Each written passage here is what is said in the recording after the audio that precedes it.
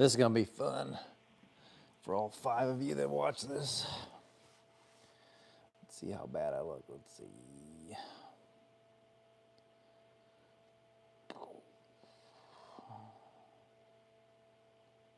Latest. Okay. And if you happen to be watching this, oh, that is not it at all. Okay, view channel, live feed. All right, you're really making me angry now. View channel. Why is this not working?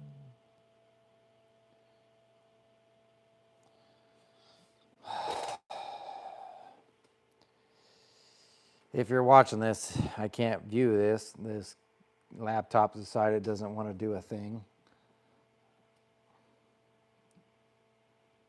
This is weird. And then my phone won't either. My second phone. So I can't even see questions. This is amazing. Technology.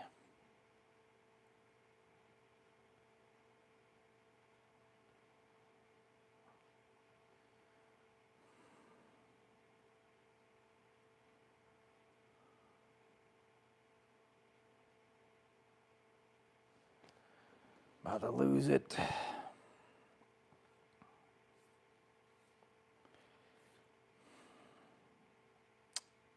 Yay.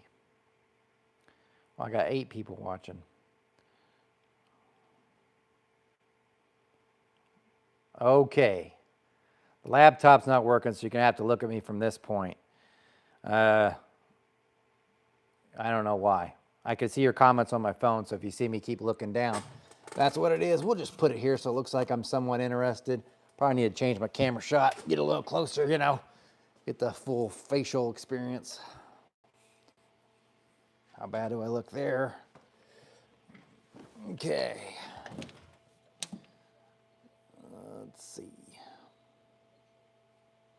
I better get a pen so I can write down something if someone asks. Looking good. All right, let's get to the questions. Andy Steele, what's up? Chevy RC, hey, no Superman, how have you been? By the way, I'm going to read these out loud just because I don't know how well you can hear stuff.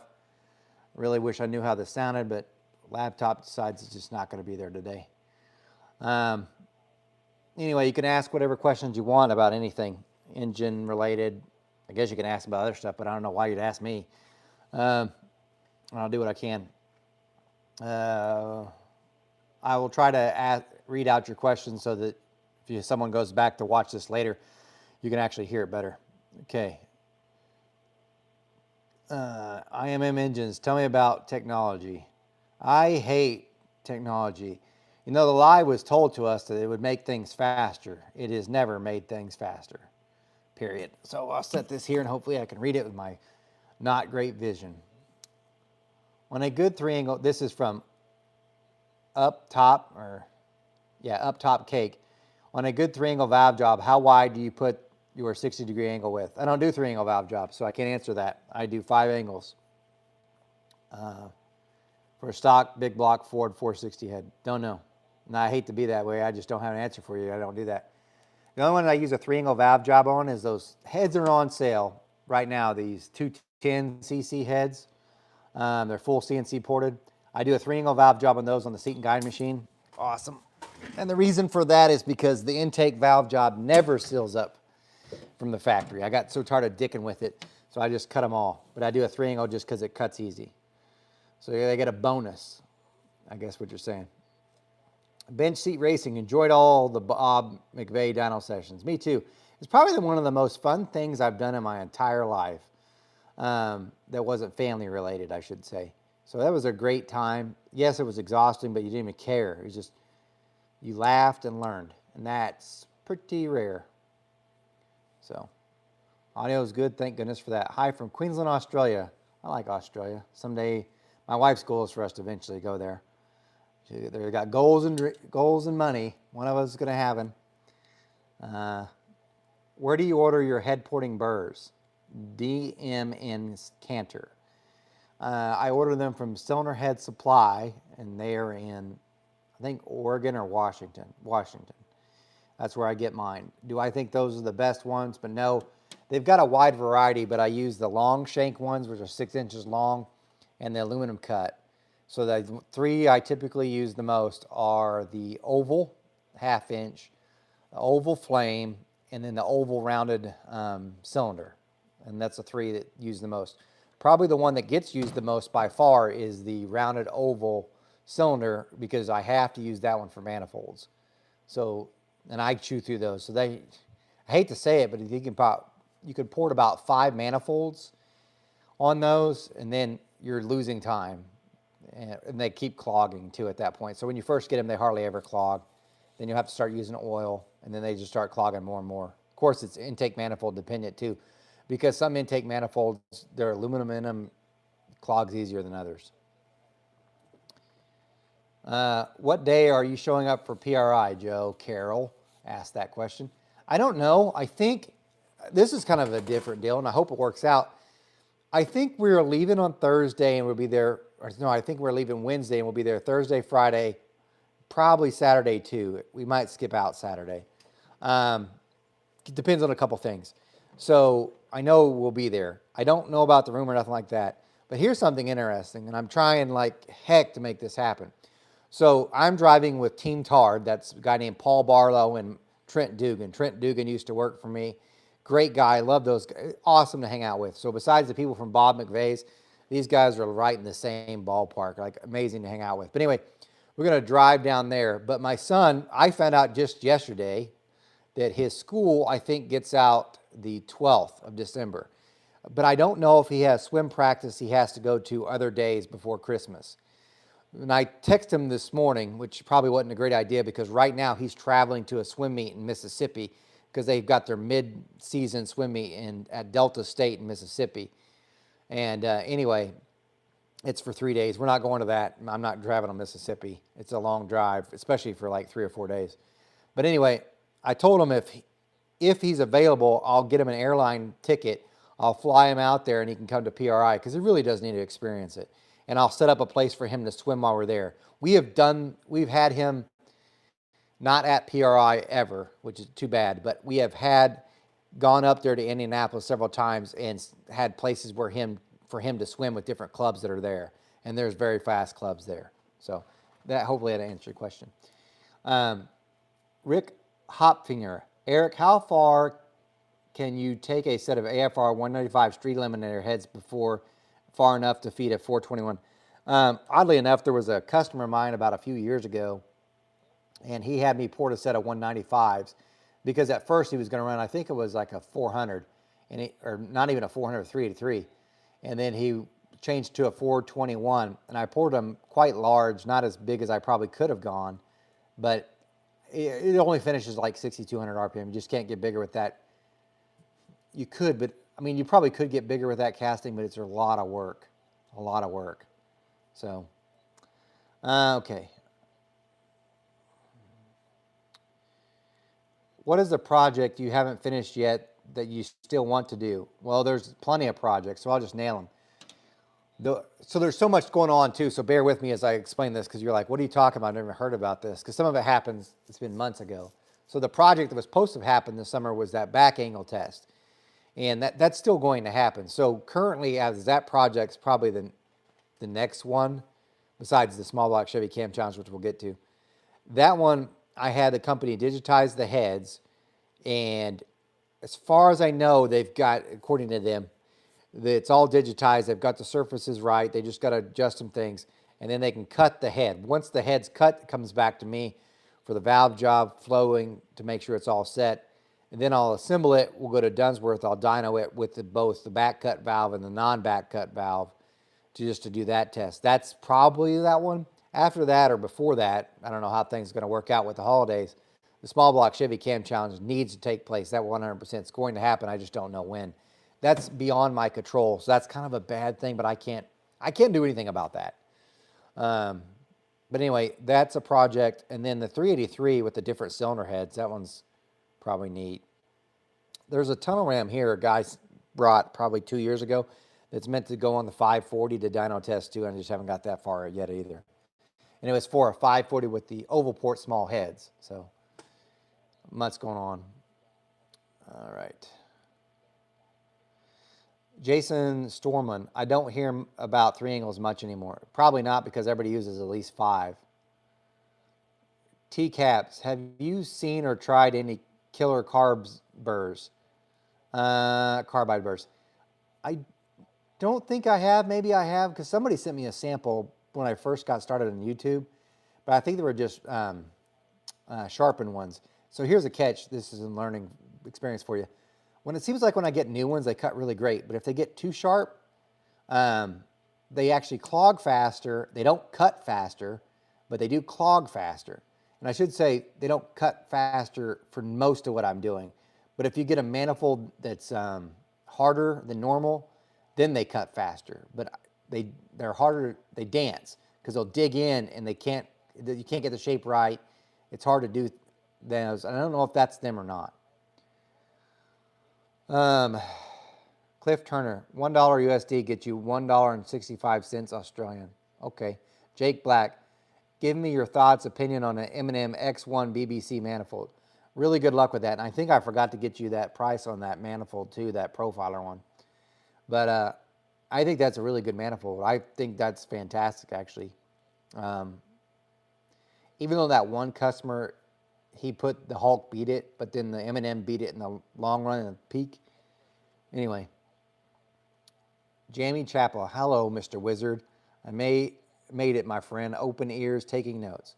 For those that don't know, Jay Chappell on there, and I probably say your name wrong every time, but Jamie worked for me, and he just had back surgery. He's a great guy. He was a huge help. Joe Carroll, how's the S10 project coming? So my cousin wanted me to go race this weekend at Tulsa Raceway Park. Not really a race. It's just a test and tune at noon. But I looked at the weather forecast, and the high's only like mid-60s and low 50s. So you'd think it'd be great. So I actually did wash the S10 this week. It hasn't been washed in like 2 years. Waxed it, and currently it has the car cover sitting over it. So I don't even know if I'll...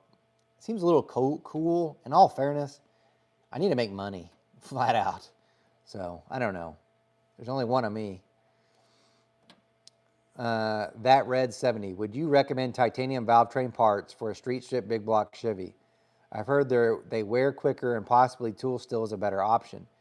I have no problem using titanium retainers. I've used those forever. And I know that some people, they can wear a groove. But I don't know how many are out there. It's not an issue, but people, and I should point this out, in the tire industry, this same thing happens. Same with the powder metal guides, Brian Tooley. Some people make things out of something that's not a thing, so that they could sell things or not sell things. But titanium retainers have been used forever. If you use them on a spring that does not have a dampener, they usually last for a very long time. And I mean by that, they don't really get dug into as much. But if you're more concerned, you can use a tool steel retainer. To me, if I try to put all my stuff has titanium retainers, almost all of it, on the solid roller side. Hydraulic, not really. So that's it. But if you're over 7,500 RPM, you're making a mistake not using any titanium parts. LTE, this is Paul. My dream is to meet and hang out with you, hang out with a YouTuber. You're driving us. Jimmy Harris, how much for a ported BMP small block Chevy intake? I think I sold one this morning, or had a person pay a deposit. The manifold runs $525. It's $850 to port it, so I think that's $1375. DMN Carter, what epoxy do you recommend for filling intake ports on heads, like the old 305 HO heads that had funky hole near the rocker stud in the intake port? First off, I appreciate the question, but why? Why are you messing with the heads? Is it some rule or something? I don't understand it. But here's the general rule of thumb. The only heads that end up having epoxy in them that I do are my own. And the reason why is I don't want it coming out in the customer stuff and then they accuse me.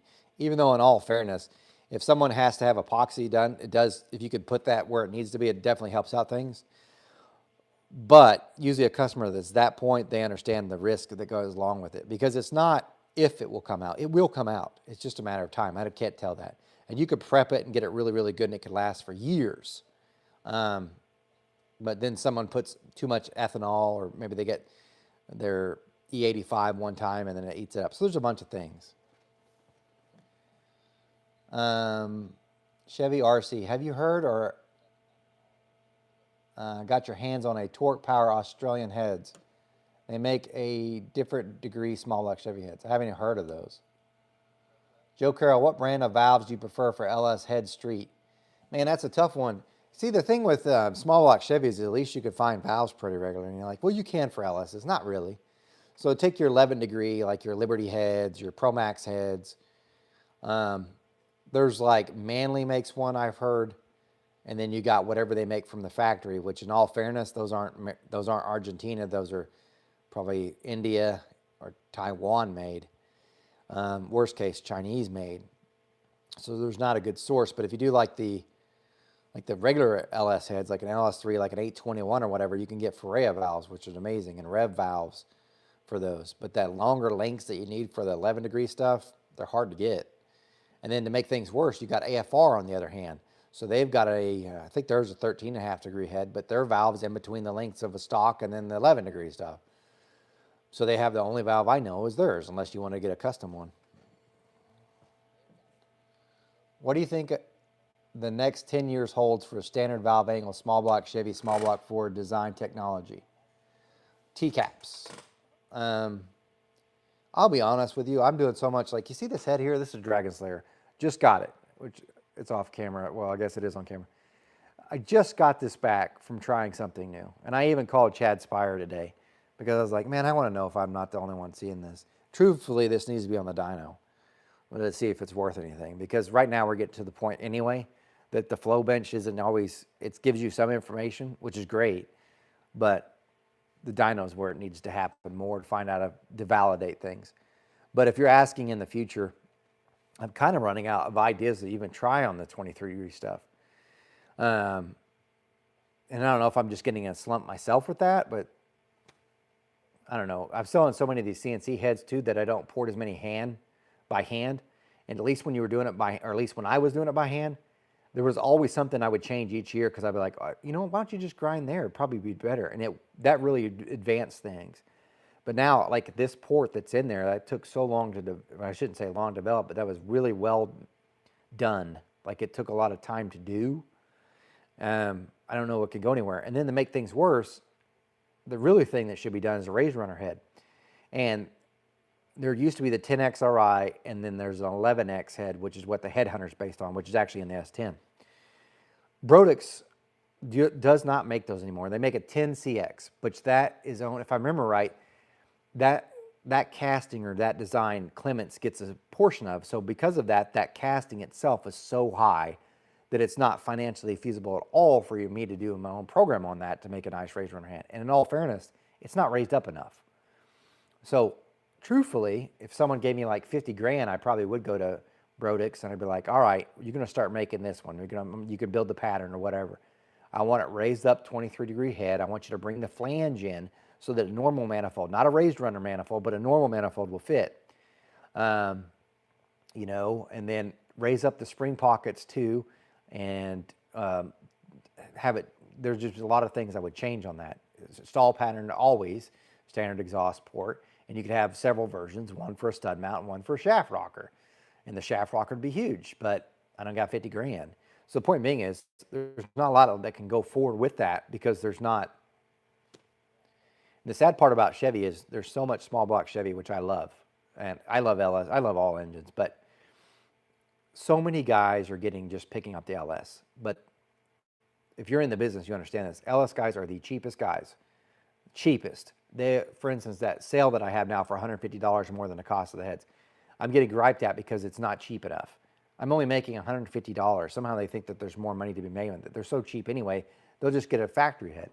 So it's like, it's really hard to have a whole lot of development with that because there's no money to be made in it, and the heads are pretty good. So the reason why camshaft guys got so popular with the LS is because the heads were so good that the camshaft made more of a difference.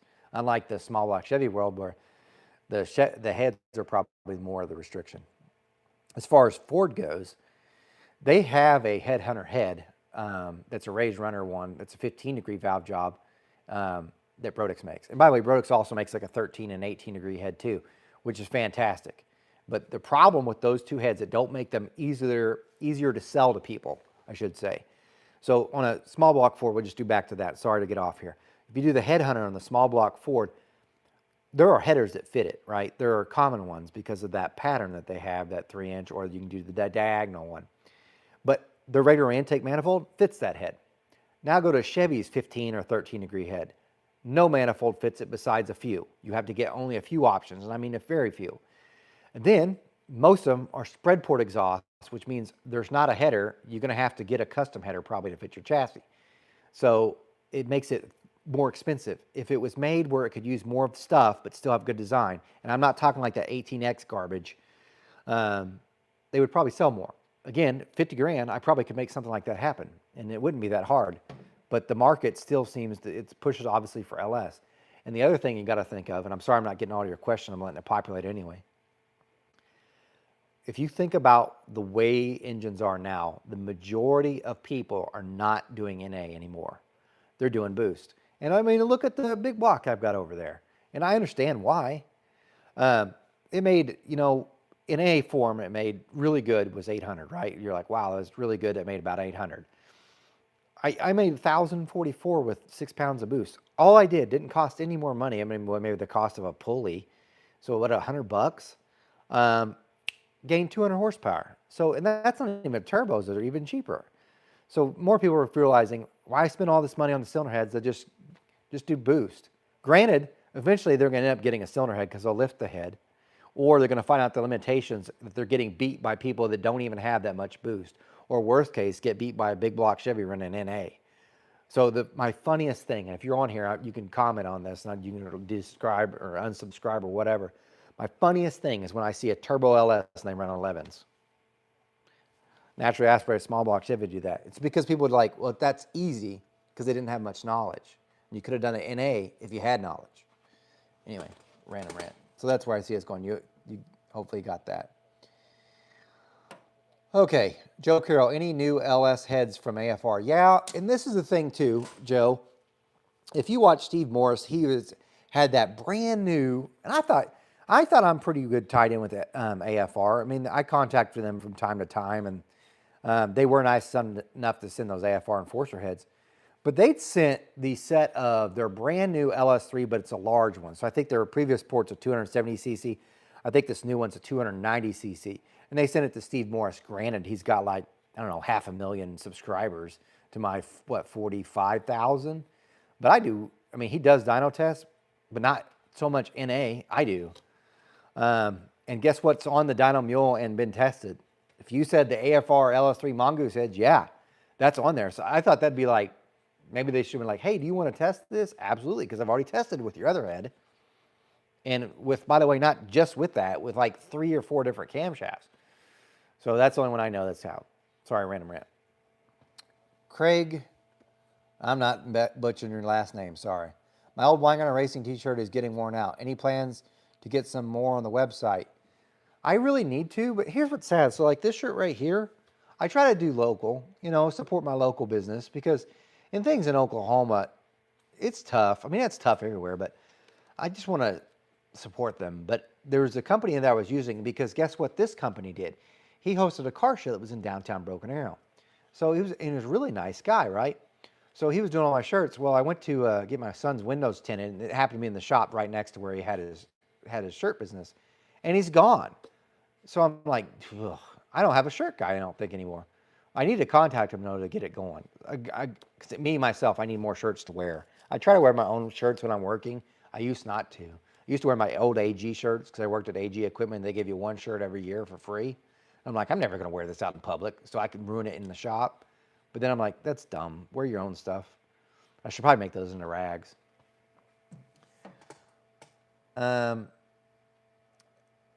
Mentors Performance. Have you ported a Dart small block Chevy 4150 intake? If so, are they worth playing with? I have. It's been years ago, but I have. And they're pretty good. I haven't done any dyno comparisons with those, and I should. But 406 hopefully is getting back together, so they can do more testing on that. And that's one of the heads being tested on it. We're going to see if that bigger pinch, because this is 2.9 square inches, compared to the one that we used on Old Man's Garage was 2.7. So interesting. And by the way, the rest of the port's the same. It's just a push rod slot that got changed. As far as flow dimers, this doesn't get it doesn't gain any more flow until above 900 lift. But it is far more stable and quieter. But that doesn't mean it's going to make more power. That's why we're going to test it. But anyway, once that's together, we can test other intake manifolds.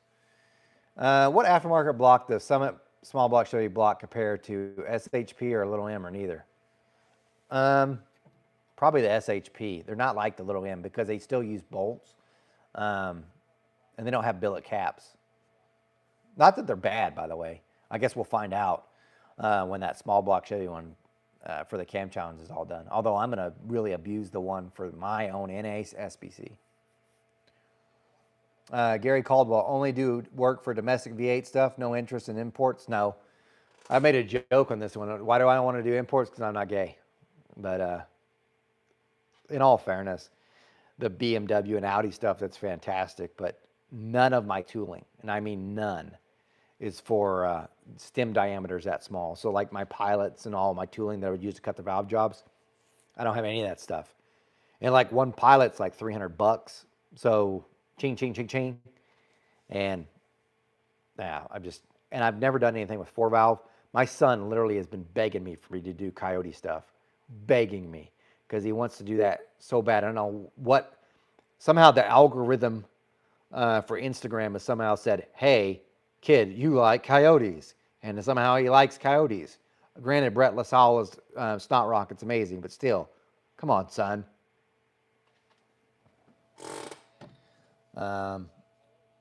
Chevy RC, is that why the market for Raised Runner went away?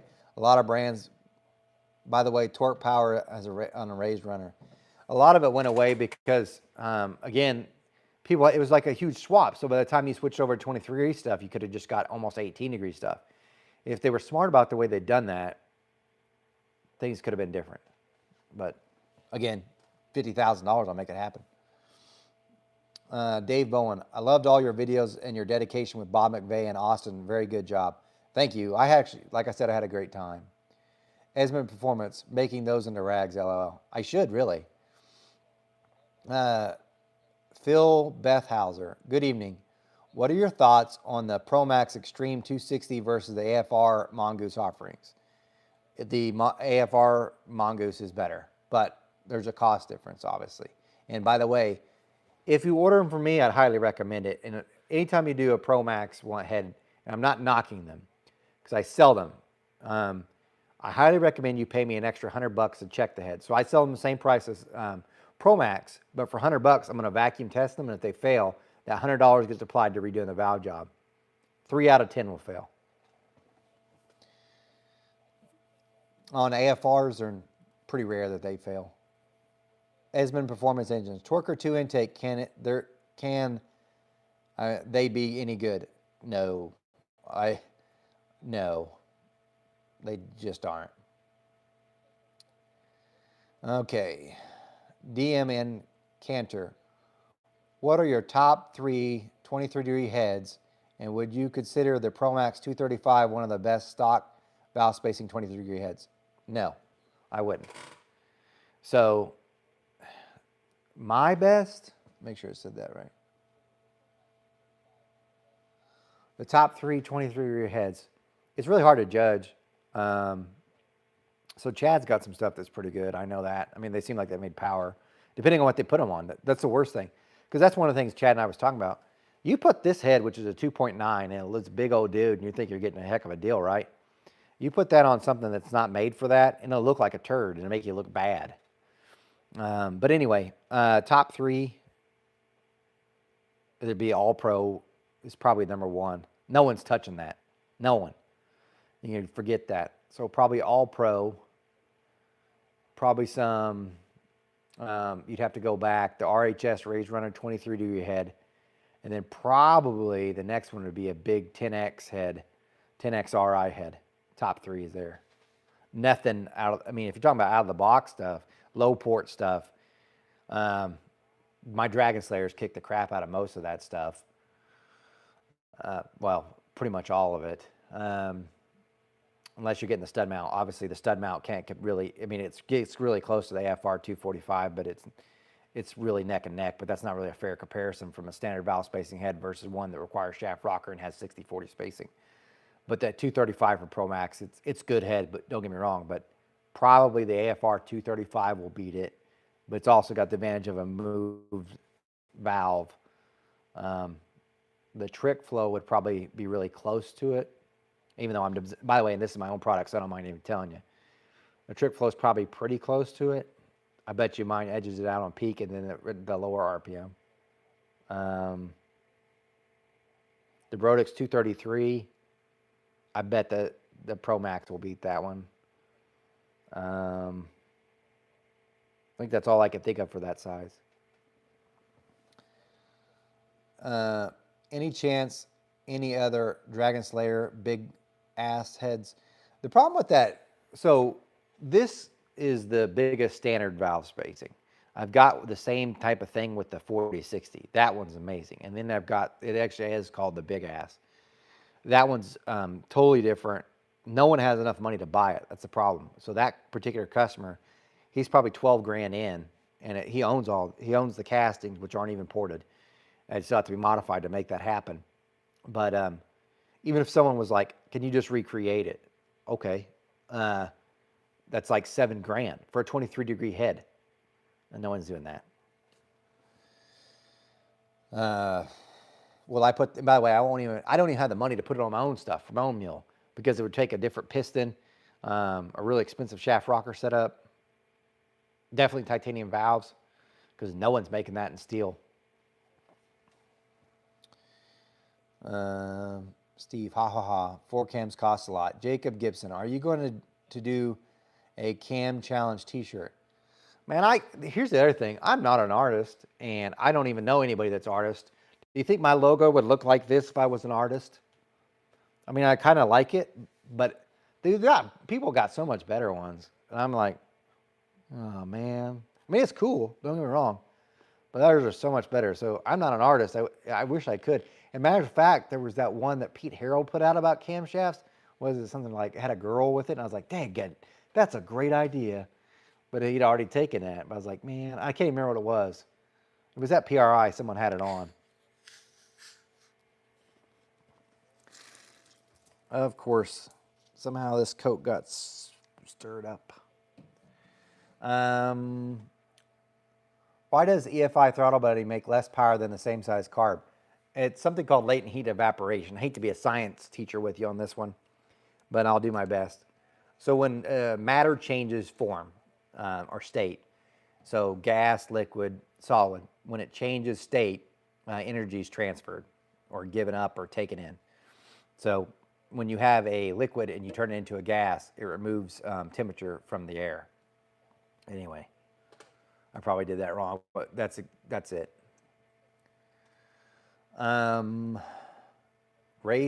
Racer Doc, have you ever flowed Chad's V-Factor stuff? Chad's actually sold that to Terry Wilkes, and if I ever do flow it, which I probably won't, I'll never do a video on it because I think it's disrespectful. If it does great, then it makes me look bad. Not really, because even let's say it outflows like a Dragon Slayer or something like that, right? Well, that's just flow numbers too. And I know for sure now there's sometimes where flow numbers don't make any difference. But then let's say mine outflowed it, then it's the same situation with that. And there's no doubt that Chad and I had some serious conflicts years ago, without a doubt. We both probably would have beat each other senseless if we could have, especially in a few moments. But, I think both of us with time, just kind of let it go. Like I let him have Facebook. I do some Facebook, but even then it's like, I guess both of us just matured, I guess. I don't know. Besides, I understand why he did it and I understood why I did it. It's not like some of the others. There's some other people like I legitimately could just, give them a warm hug, because that's all I'm allowed to say on YouTube. But no, I won't. I will never do a video about his heads. And also about back to Terry Wilkes. Terry Wilkes bought the V Factor stuff from Chad, so he cuts all the heads, does all the valve jobs. I think Chad might do some of the other ones if he sells them himself or whatnot. But Terry Wilkes has been nothing but nice to me, so I have no problem with him. He's the one that does the 232 CNC program that I have. So I just think it wouldn't be right. And besides, I'm busy. I know he's busy, so it's whatever. Let's see.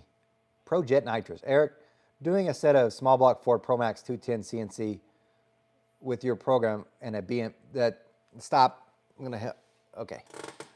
Sorry. I got to make sure I'm reading this right. ProMax has a 210 CNC small block Ford head. That is not my design. Not. Make sure you understand that's not a good head. I have done videos on that. The 225 CNC one, it's based off the project. That is my design. So I hope you got the right one. But program to BMP, are you going to get your small block Ford Dynamule back anytime soon? Would you want to test the heads and manifold? If you're the customer that is that one, I'm glad you asked that. Right now, the small block Ford Dynamule, probably should talk about that a little bit. It's at Koons. So once we got done doing the cam challenge, I am wearing my Coke. I just realized that. But anyway, after doing the cam challenge, Tim Hillard wanted me to do some further testing with it. And he did pay for part of that testing, by the way. So did some testing at Dunsworth, and then I left it alone. And the idea is we're going to take it to a different dyno and dyno at different places. Not because I want to insult any dyno shop, but I want to see the differences. So I brought it down to Kuntz because it's their short block. So I don't own that short block. The only parts I own are the heads. The intake, even though I ported it, it's their intake. I own the shaft rockers too. So it's mostly their motor. But I want to get it dyno tested there, and I will not have this on the YouTube page. I won't do it for the same reason why I wouldn't flow, like I wouldn't have the V Factor heads on here either, because I don't want to put them in a bad position. But I want, personally, for myself, I want to know how that engine with my trick flow high port heads compares to theirs. Theirs should win, because when I was there, I was like, dang it, I should have done that.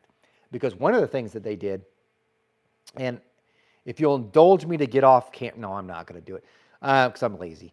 But on that trick flow high port, there's two sets of exhaust bolt holes. What they did, because they're smart, they plugged the inside one, because who in the world uses that on a high port? I don't know why I left it, thinking someone might. And then they milled that off, but they made their exhaust port bigger. It's going to beat mine. We might be close on the intake port side. We're not on the exhaust port side. And I also think their chamber's smaller too. But I want to see how this compares to theirs, because obviously they've dynoed in a similar situation. But if they allowed me to test more with it, that would be an excellent one to try those Pro Maxes on. It will be down from the high ports. It 100% will be. So, but that'd be a great test, but we'll see. Oh my gosh, I got a little behind here. Do any aftermarket heads ported and cast compare to SB2 heads? It depends. So like you're asking kind of a loaded question. There's other heads that are inline heads that do really, really well that might. Plus there's like that airstrike thing from Profiler that's really good. Joel DuBois. Hi, Eric. Hey, Joel. Eric Bedford. So Sniper does introduce enough liquid fuel for phase change to drop temperatures. It does. So like the Sniper fuel injection, he's talking about the throttle body fuel injection for those that don't understand. It does cool because of that dropping fuel there, but it's not as atomized as with a carb. So there's probably more unburnt fuel that leaves out because of that throttle body, and I've got it on my S10. Racer Doc, LOL, Esmond Performance, small block Chevy 043 versus 291. I don't know. We're going to test that on the 383. The 291s, I've got a set. I think they're somewhere here to test, but I haven't got there yet. Fast 1020. I assume it's how do you compare flow versus velocity in terms of real life horsepower, track times, also compared to better shape and combustion? Um, it's a lot. So it's not one thing. That's the thing. Like everybody like one thing. Like it's just flow. Nope. Just velocity. Nope. Just shape. Nope. It's literally all of them. It's like a combination lock. Just because you can get 3 of them right doesn't mean it's going to open the power. You got to have their other stuff too. And the bad part is you can have a great head, like a phenomenal head, and if it goes with the wrong camshaft, there ain't nothing you could do. You just look like a piece of crap. Or intake manifold too. Racer D. That guy's smart, by the way. I did a lot of development on work for the old Quad 4 heads. They will flow 306 at 400, 3.622 bore. It's actually really good. On a pump gas NA 138, made 300 horsepower at 7,200. The 4-valve stuff will spoil you. There's no doubt. But it's like, I would like to learn Spanish because I'm in Oklahoma. And contrary to popular belief about them taking all away, there's a bunch of them. And I cannot speak Spanish, but I wish I could communicate with them. I don't have anything wrong with them. What I'm trying to say to that is, it's very hard for me to learn Spanish, and it'll be just like that trying to start over with 4-valve per cylinder heads compared to 2, I think.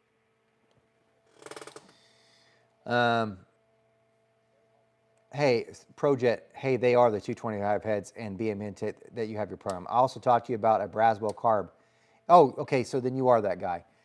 Because I think you're coming up though, aren't you coming to pick up that stuff? Because if you had time, I probably wouldn't mind. But I can't.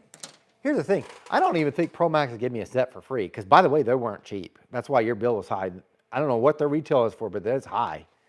Anyway, but I mean, if I had a set, I would test them. Obviously, I don't.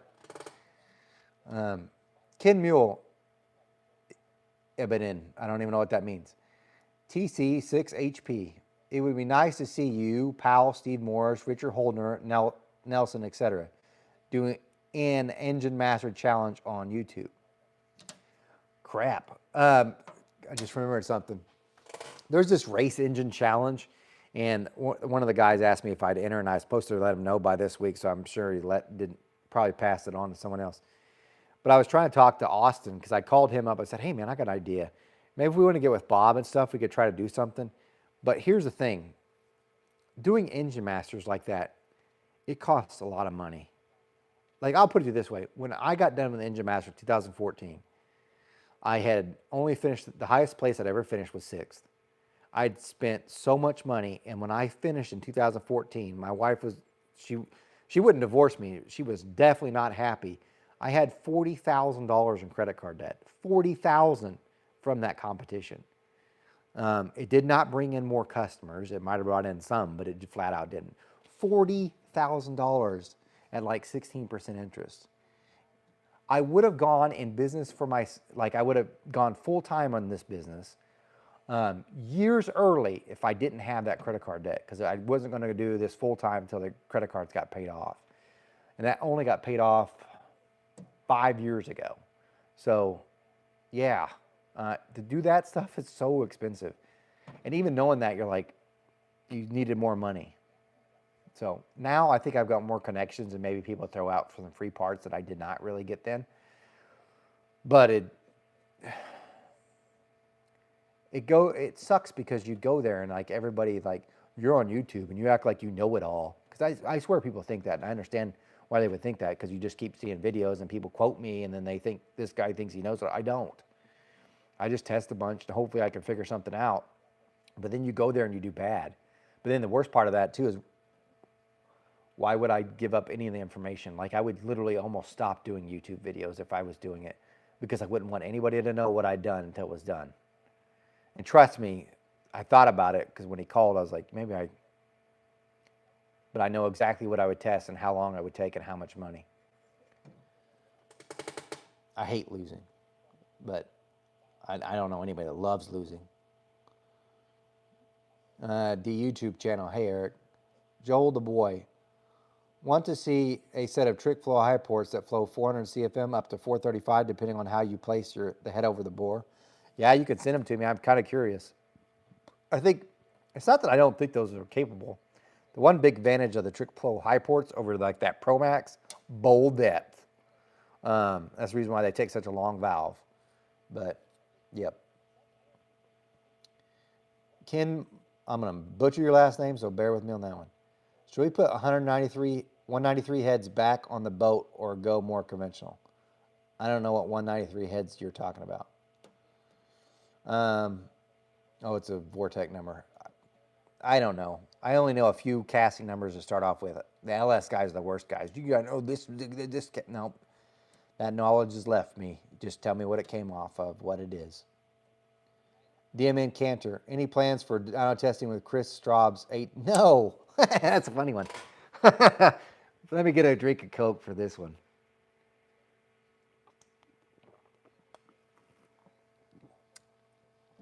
So, let me just do this.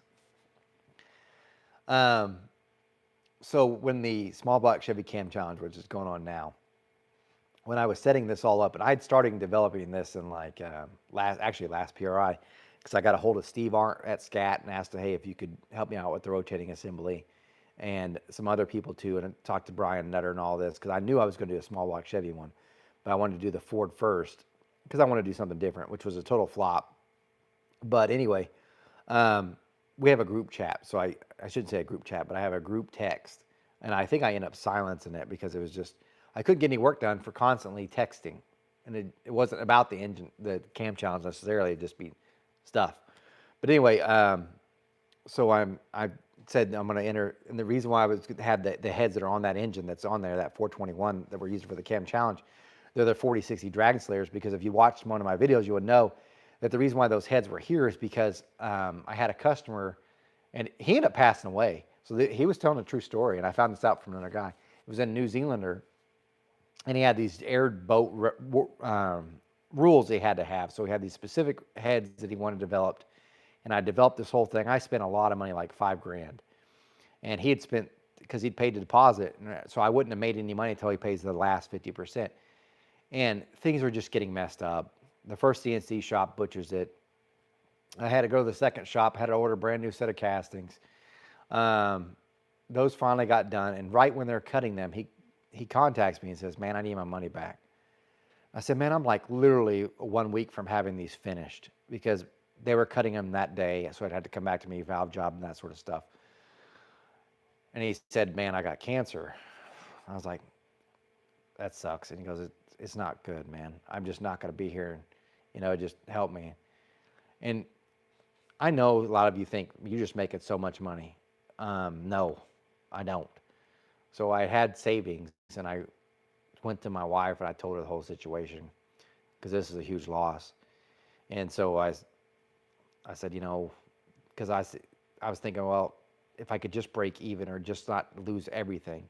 Anyway, long story short, I ended up giving every bit of the money back, and still had to pay. I had like $6,000 worth of parts, and I just gave him back like his $6,000 deposit.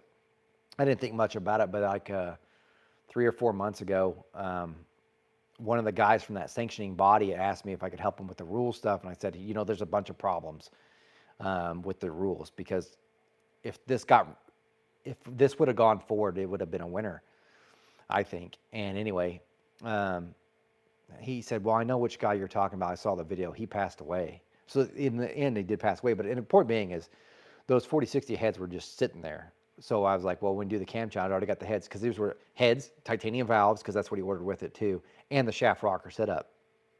That's why I had that weird rocker ratio, 1:8:1:7, because what I had.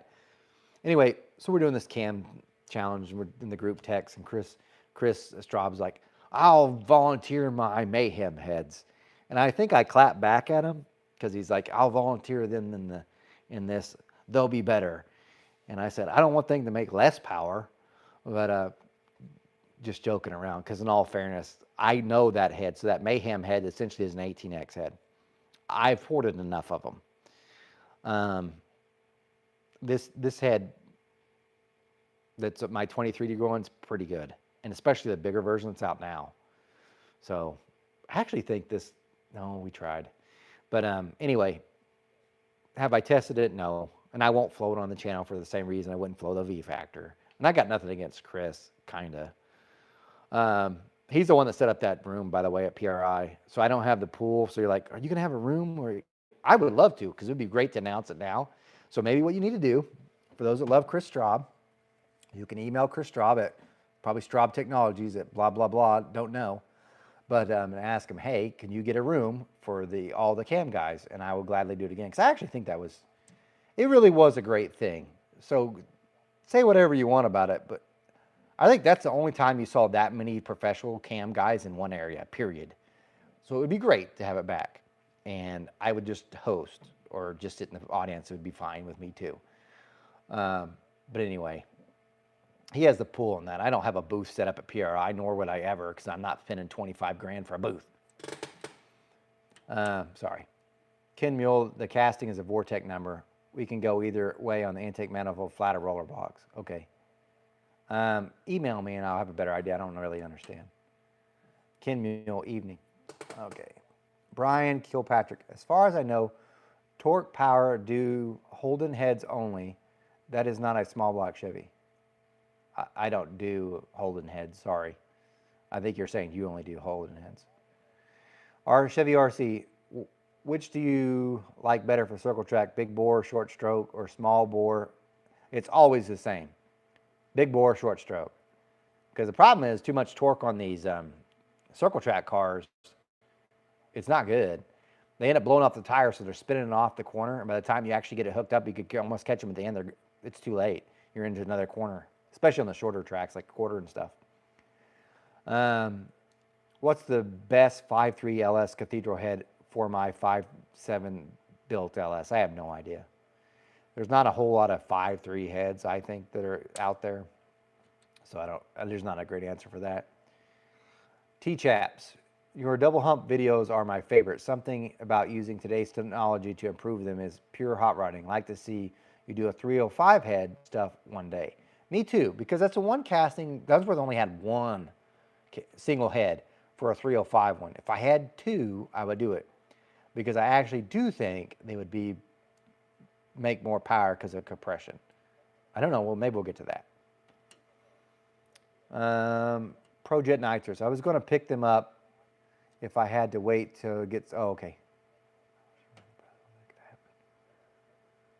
As long as it was weeks, not months. There's no way I'll get. Sorry, ProJet Nitrous. There's no way I'll get that engine back in weeks. No way. I mean, Kuntz still has that engine. They've had that engine for 2.5 months just to dyno it. And this is not the cam challenge, it's regular. Ken Mule, it's nothing fancy, a 5.7 liter old school carb. Okay. Scott Mullen. Have you ever tested the LS firing order on a Gen 1 small block? If so, does it help intake distribution on wet manifold? How many people are watching? 138. Yes. Surprisingly enough, it was a Mike Jones camshaft 2009 for the Engine Master Challenge. I couldn't say there was a difference at all. Although that Summit camshaft that I got for the small block Chevy Cam Challenge, hydraulic roller, anybody can get it. That is a LS firing order. And hopefully I remember to put it on the correct way.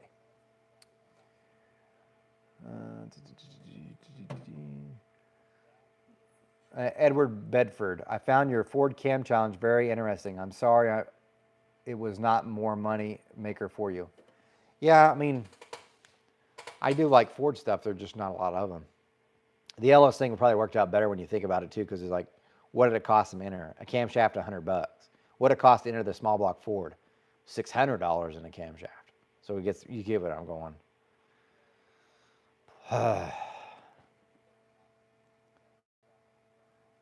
The Vortec is supposed to make more mid-range torque with that goofy offset intake port and the spiral intake port. I don't know. Hickory Bar 3. Just want to tell you I appreciate everything you do and the info you give. Thank you, man. Ken Mule. The BS sessions are the ticket on anyone's channel. Good stuff. I agree. Jason Stormland. Chris is just I don't know. Uo, the road from Boone Lake House. Okay. Oh, sorry. About 2 miles. Old school racing. What did Bill's motor make? I know I saw it, but I can't remember. And by the way, you guys can ask either question of that. He said I didn't care if he give up any of the information on it. Bill's motor made 670, and Austin put out a video today, which, way to go, Austin. But in the video, Austin said it was 12 compression ratio. It wasn't. It was 11, 11.5. No, it was 11.3 or something like that. Yeah, it was 11.3. It was 1 full point more compression than what Bob's had after we figured it all out, which is still more compression than Bob's. There's a little bit of this that I needed to, since you watched this, 128 of you. I was really hoping for like 200, so I feel like you guys are doing great. The rest of them suck. But just kidding. But here's a little insight on that. I really thought Bill's engine would end up making more because the very first pull made 668. Okay, fantastic, but here's something to think about. We were on Bob's engine for 3 days, I think. I think 3 days, maybe 4. It started at, let me get the notes.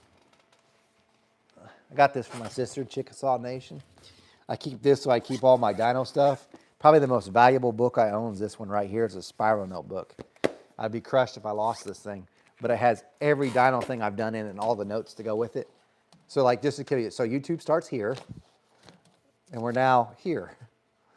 But anyway, back to Bob's and Bill's. So like Bob started at, yeah, his first pull we made 618 horsepower, right? No, that's pull 1 and 576 foot-pounds of torque. That was the first day. We ended with 651 horsepower and 614 foot-pounds of torque. So there's a lot of R&D on that, right? So then I'm expecting, remember his is 10.3 to 1. Definitely a lower compression deal. So I'm expecting when we put, because they're pulling off Bob's engine and I'm working on Bill's engine. Now, I'm not joking. We had a lot of great camera people there working, but there's a lot of behind the scenes. Like if you'd really watch that, you'd be like, you guys are amazing. You guys should probably have a whole race car team together. I agree. It's too bad we all don't live closer and have more money. But anyway, they're taking off the engine, which is Bob and Gavin. That's his helper. The one that looks like Waldo. They're taking the engine off the dyno. I'm in there working on Bill's motor because they're literally taking the first thing they did was take off the shaft rockers from Bob's motor because we had to use those on Bill's motor. So they're taking them off. I'm putting them on Bill's and then do the intake manifold, adjust all the valves and all that, and rolling that one in. So anyway, Bob's left off about 651 horsepower, 14 foot-pounds of torque. The very first pull on Bill's was 660 and 618 foot-pounds of torque. So I'm like, oh man. But then again, we're really low on timing, like 32 degrees. So I was like, this is only 10 horsepower up from what Bob's is. And it has a point of compression. Darn. But we had timing, and anyway, we ended up getting up to 37 degrees, and then it made 672 and 619 foot-pounds torque. At that point, I was feeling like, and by the way, this is with a stock Trick Flow R intake. I'm like, buddy, we're fixing to whoop it up whenever that BMP, because we're going to take the BMP off Bob's and put it on there. I'm like, it's about to set the record. And I still had the 2892 there that was fully ported. It made more power on Bob's, but the torque was down. We put that BMP on there, and it made the same power and just gained more torque. And it gained more torque below peak power. So that's one of those things I learned. Like if your cam's too small, you're not going to really affect the peak power much, like 1 or 2 horsepower. But below that, you'll gain, 20. So that's what it did. And then we're like, okay, switch to a Dominator. It gained 5 on Bob's, did 0 on Bill's. How? So that was frustrating. But the difference is Bob's actually had a better camshaft and a bigger one, if we're being honest, than Bill's with the bigger cubic inch and more compression. So Daniel was supposed to be working on a new camshaft for Bill's, and we could do that. We were going to run out an 85, but Bob's dyno broke. All right. We got to go back. Old School Racing. I got a set of Marine 305s you can use. They are the Vortec 305s. Don't really want to use the Vortec ones. It's the non-Vortec ones. You'd have to go in the 80s, like the 194 valve ones. Those are really good ones. Edward Bedford, do you sell mostly to racers as opposed to street cars? No, I sell to everybody. I am like the least picky one. Although, if you call me, you're like, you are a jerk. Because usually I'm in the middle of something. Like, I am in the middle of something. I work 12 hours days. So I'm like, email me, please email me. Because literally today I had 3 people call and I hadn't sold them a thing. And they were asking tech advice for something I hadn't sold. 3 of them. One of them asked about a port match on the 2970. If they could get it to work with AFR 210 heads that I didn't sell them. And they weren't asking me to port match it, by the way. But anyway, I could go on and on with that. But yeah, I'll sell to anybody. Money, look, I got a kid in college. I've got a bad engine building habit and a great wife. 2 of the 3 cost a lot of money.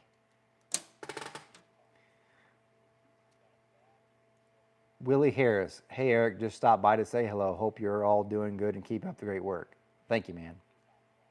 Optimum Performance. Daniel is doing awesome stuff with his lobe development. He is. So he does a great job. Him and Bobby I like working with. So I try to get camshafts from both of them. Just because I want to spread out the love. Cleavon Jones. Hey, can you tell me why the Offenhauser 360 intake is a bad design compared to Edelbrock intake? I don't know. I haven't never tested that one.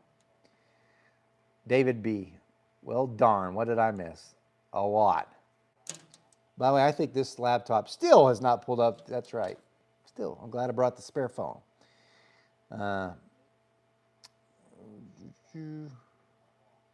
Eric and HD. That's the worst look for me. The real hip.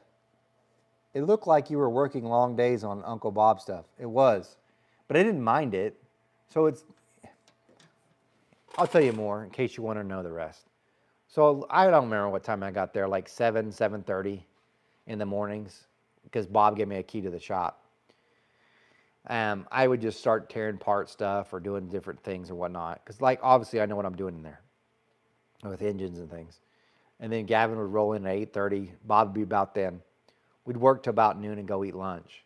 Some of the places they took me to go eat, thankfully, they were fantastic places, all of them. But some of them were a little bit further away because Bob kind of lives out in the country.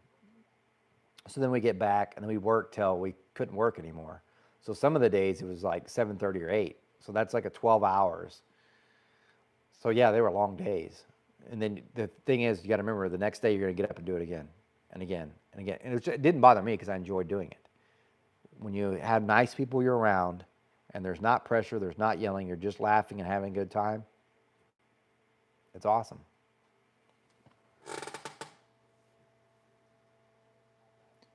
The 360 memory lane, factory cast iron double hump 461s with 202, 205 400 street engine below 6,500. The 461s right now are on the 383 dyno mule. T-chaps, 8305 HO heads were 184, not 194. Perimeter valve cover, 416. There are some that have 194. Trust me, I've seen them. They exist. Troy Michaels, really enjoy your channel. Great work. Gary Cardwell, thank you for your time and effort. Thanks, man. Old School Racing. I also put a video out on the Vortec 880 and 638 block board, 4125 bore SGI on it, tire block, nodule. I'm documenting it all the way they are basically ran. Okay. Cleavon Jones, thank you for saying my correctly. I can send you one to test. Okay.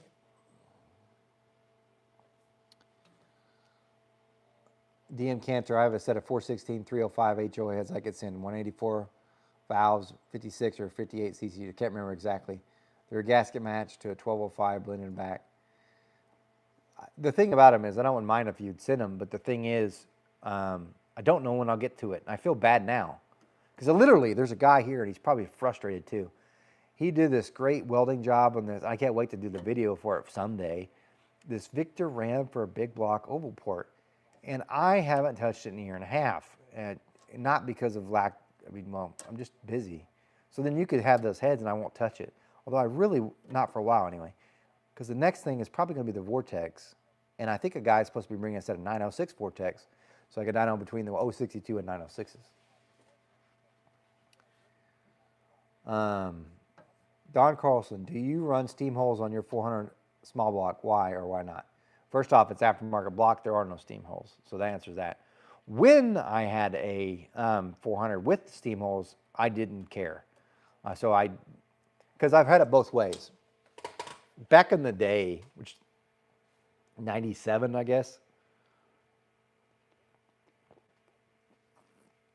This is Coke. It's not RC. Jamie, you should have stepped up. Back in the day, 97, there were factory stock class, and they had a 15-inch vacuum rule. I'm getting to the point, trust me. Anyway, but they had no cubic inch rule. So people were running 400s pretty much instead of 350s, unless they couldn't just find one. One of the guys, Junior Riggins, who passed away from a wreck at the racetrack, he got pretty burned and died. Very sad. It was one of the hardest things I've gone through. But anyway, he ran a 400. And I asked him, because I remember watching him put them on there because we were doing different things. He would run, sometimes they would have steam holes and sometimes they wouldn't. And they would run double humps because that was legal back then.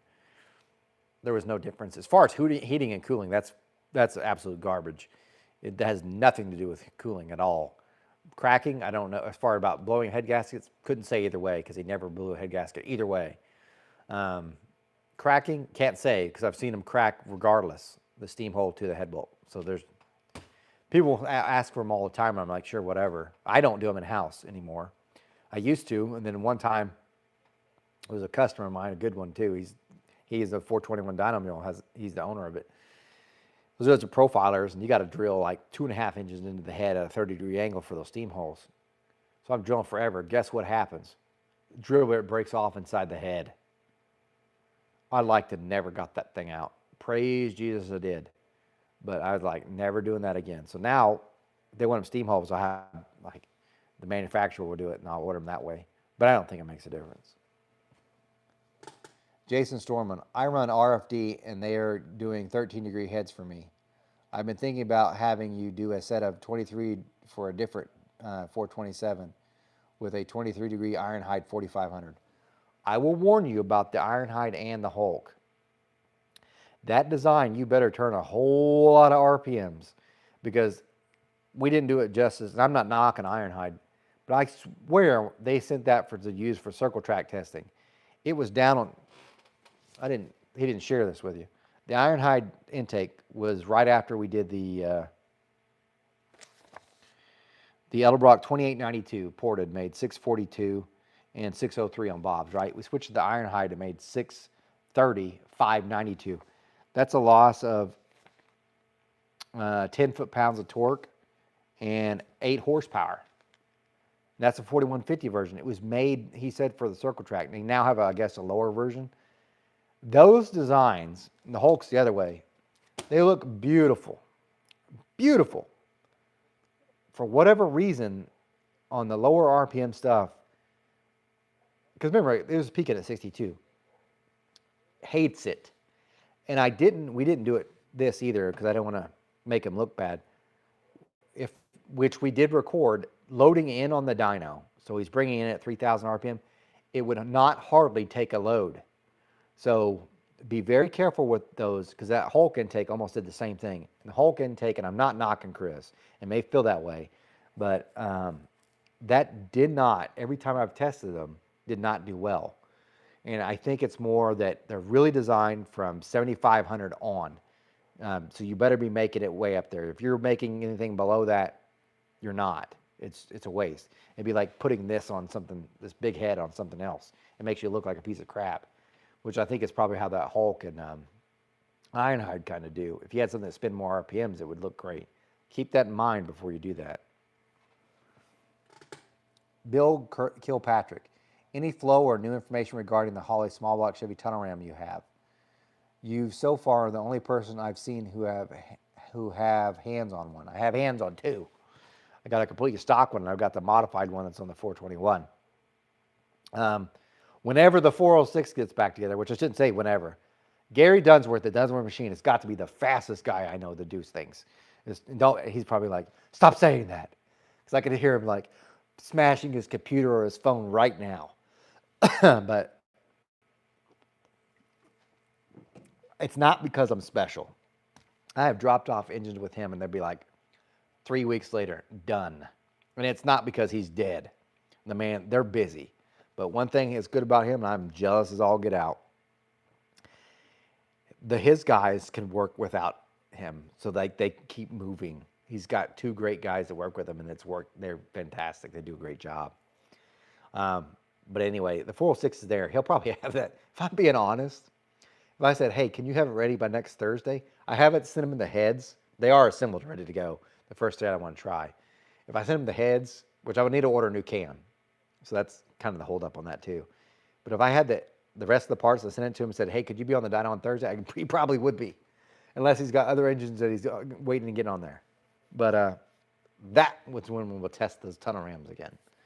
Although I do plan to bring that 421 back because I want to test different carburetors like 4500 on the tunnel ram and different things with that on his. Because that one's a really good one. Pesky Pete, both Bill and Bob's engines have your Dragon Slayer's heads, correct? Bob has a small version and Bill has the large version. Is that correct? They both do have the Dragon Slayers. No, they are the same version. And they are the 253 that require shaft rockers. So it's got a 2.7 pinch. They all flow about the same. It don't make it, as far as standard valve spacing one. The different flow comes from the 4060 one. But whether it's this 2.9, the 2.7, and then the smaller one, the 2.63 or 1, they all flow the same, pretty much. But no, Bob and Bill have the same one. And the reason why is the very first one I gave to Bob, I gave him that one that's in his Camaro. And the reason for that was because Bob did a whole dyno stuff with me and Nick, and he didn't charge us, and I was like so thankful. And he let me stay at his place. I was like, you know what, I owe this guy, and besides, he'll be a good one to test it out, see how it does. I didn't expect anything from it in return, not a thing. And I said, you know, you've just been nice. And he did it. So that first set is the one that went on the Camaro, and it made over 700. And he told me, because we were there with Nick, like I don't know, a couple of weeks before or whatnot, or a couple of months before when we were down on his stuff. He goes, I've never had any 23-degree head ever make 700 horsepower on this dyno. I don't think it's possible. I said, he was telling me, being truthful with me. This is Bob talking to me. I was like, I bet it will. And he goes, I just have never seen it. So I just don't think I don't think so. And then it made over 700. So after that, because Bill was there, and Bill was in the trick flow and stuff, but and I wasn't doing it for anything like that. After that, got finished doing that, Bill's like, I want a set of those heads. So then he bought them, bought a set for me, and Bob bought another set. That's what we used on the 427. But they're all the same one because Bill wanted whatever's on Bob's engine. I want that same one. That's what he said. And I said, well, you know, I've got a 4060 version that's better. And now I have 2 versions that are better. And he goes, no, I want whatever Bob had. That's what I want. So they're the 3 of the same heads. And part of that, too, is this. If something breaks down, they've got the same head that they can use. So if something was to go wrong with one of the other motors, they could use the heads off the others to fit that, if that makes any sense. Ken Mule, I've gained enough info from commenting to make an informed decision based on an experience. He builds 305s. If he builds 305s, we might use the smaller heads. I'd prefer 350s or 383s to get built with the 194-16. The real hip, do you get to take time off and race once in a while? I didn't race one time this year, not once. And trust me, because I thought about just go this weekend. But because Cecil, that's my cousin, he's like, come to the track. It's got a test and tune. Just bring the truck. And truthfully, it's ready.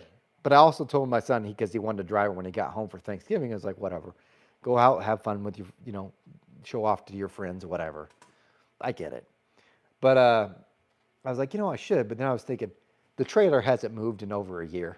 I'm going to load it up. And by the way, the last time I took it out, the whole trailer system decides, no, it's not going to work today.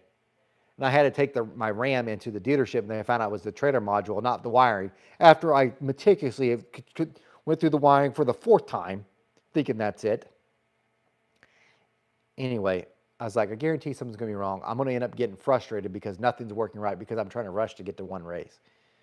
But no, I don't really get time to take off. But I plan to next year, but I plan every year. But next year, I'm really going to make a focus to try to do it. Part of me wants to take the Camaro and take it up to Ohio and have fun with Bob, where we could play around with our Camaros. Not because I'm trying to beat his necessarily, because it's not fair. I've got, even now with the NA motor, it's a bad dude. But the blower motor, no. Anyway, Jason Storm, thought part number, the 23-degree hologram, the LS top. Thoughts on that on the boost setup? I'll know when we do the cam challenge because that's what it's running. By Big Mike's Garage. Bill's 4034 has an Isky OMG cam and it made 670. Was wondering if you got to try Powell's cam on his engine. So, yes, the cam that was used in Bill's engine was the OMG 79 cam. That's the same one that we started with Bob's. We instantly changed to Daniel's and it made 10. We did not change cams in Bill's.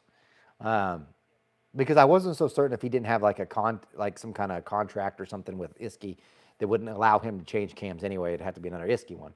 So I wasn't so certain about that anyway, but regardless, we didn't have another cam. I think Daniel's doing one for him now anyway, because after what Bob's did, it makes sense. And even Daniel said, you know, if you guys had told me, I can't, if I try to do his accent, I'm sure I'll screw it up. You know, if you guys had told me that you was going to go to 6,700 RPM,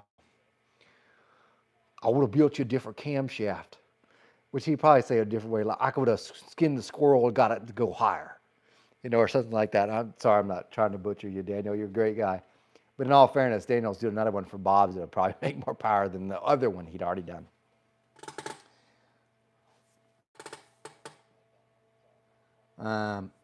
Racer D. People do not understand why the 400 has steam holes. Here's why. If you have been driving on the freeway and you're slow down, the water flow slows down also. So you will get steam. Stewart pump will fix it. David B. Watching OMG, saw the videos with you and Bob and Lucor. Yep. The only thing about Old Man's is he put that in that when he was going on a trip to Kentucky. So I don't know if anybody even saw the engine. That much anyway. Troy Michaels, which 1.6 rocker ratios would you recommend for an AFR eliminators? 220 heads. Wish I would buy yours. I wish you would too. You do great work. Sometimes. There's always mistakes. Trust me, it pains me. I wish I had some of the motions that some of these others do. They just put out crap and don't care. I make one thing, I'm like, it's just not perfect, even though it has nothing to do with functionality. And I can't hardly sleep, and it sucks. But anyway, to your question, you can get the Jessel Sportsman shaft rocker set up, or Scorpion makes, their rockers really were nice. They make a rocker setup for that too. I can't say which one's better than the others. As long as they don't, LGM makes a nice rocker too. I can't say that one's superior. Everything's got its flaws or design drawbacks, and also cost plays a part. Pesky Peak, dang, that is very nice, cool of you. Thanks. J496G, what's the best set of heads to use for a 650 horsepower pump gas 468 street car? It's a loaded question. David B, with the cylinder heads you have been using and testing, how much becomes too big for 7,500 RPM, 350 on 93 octane? If you watched my channel, you can look at my 355 that was in the S10. So it wasn't NA, that was it. That's 241 cc head on that 355 with 11.9 compression ratio. And it made 580 or no, 580 at Dunsworth Dyno at 7,500 RPM on pump gas, true pump gas. Ended up making 601 on methanol. But anyway, and I trust that numbers. That's probably the biggest I'd go. There's probably some changes I would have changed. But anyway, I don't know that I'd go any bigger. David B, any thoughts on 6.0 versus 5.7 rod on 350? No, I don't think it makes that much of a difference. Just internet stuff. David B, are you still doing the blow up small block Chevy with twin turbos? I'm sure it will make 1,000 plus. Yes and no. So there were some things learned last week because yes, I want to put the turbos on that small block Chevy and try to blow it up because I have twin turbos. Someone sent me some blow off or wastegates, I think. But I was hoping Billy the Kid, Old Man's Garage, he came over the shop and I really wanted to see his S10 and see how he worked or at least one of his cars that had a turbo on it, see how he works the plumbing so I know where to put stuff on for that blow up motor. At least have a better idea. But in a way, I'm kind of glad we didn't because I think we would have blown up that 350, not because of any of the parts. We would have blown up because we ran out of fuel system. Because also that small block Chevy ran on methanol. It had a blow-through carburetor, and we used that same pump. Now, it didn't ever go lean, but we were making 1,053 with it. So let's say you put the twin turbos on it with the blow-through carburetor. We would have been making 1,100 over that easily, right? We would have exceeded the fuel pump anyway. So we would end up blowing out the side of the head not because the engine couldn't take it, which we would have thought, but because the fuel pump system isn't enough. So truthfully, and I just can't, I wish I had more money because everybody, who doesn't? I wish I was poor.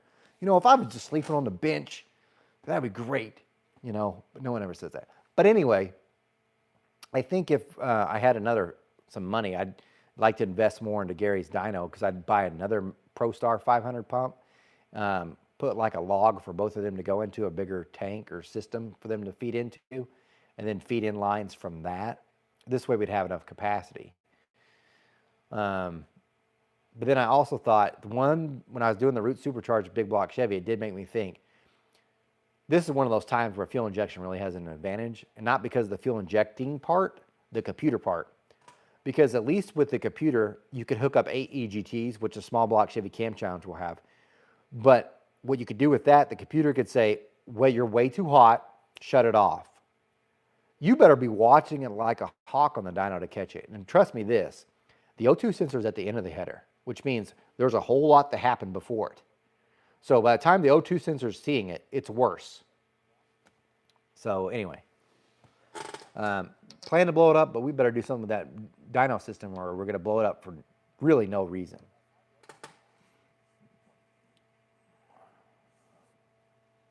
Robert George, I emailed you concerning valve cover stickers. I need to get a hold of Kryptonite Customs in Tulsa and have them make me some more new stickers. I just haven't got a chance.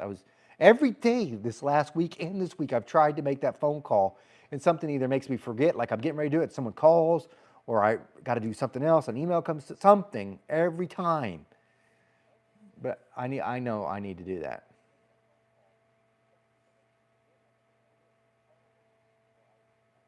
What? Jason Storm, those heads on James Reaper's small block Chevy you done were nice looking. I don't remember doing anything for James Goad. He might have got some secondhand, maybe. I've only seen him at PRI back when he had he was still racing more before he sold all of his stuff pretty much. And I think he just thought I was a normal guy.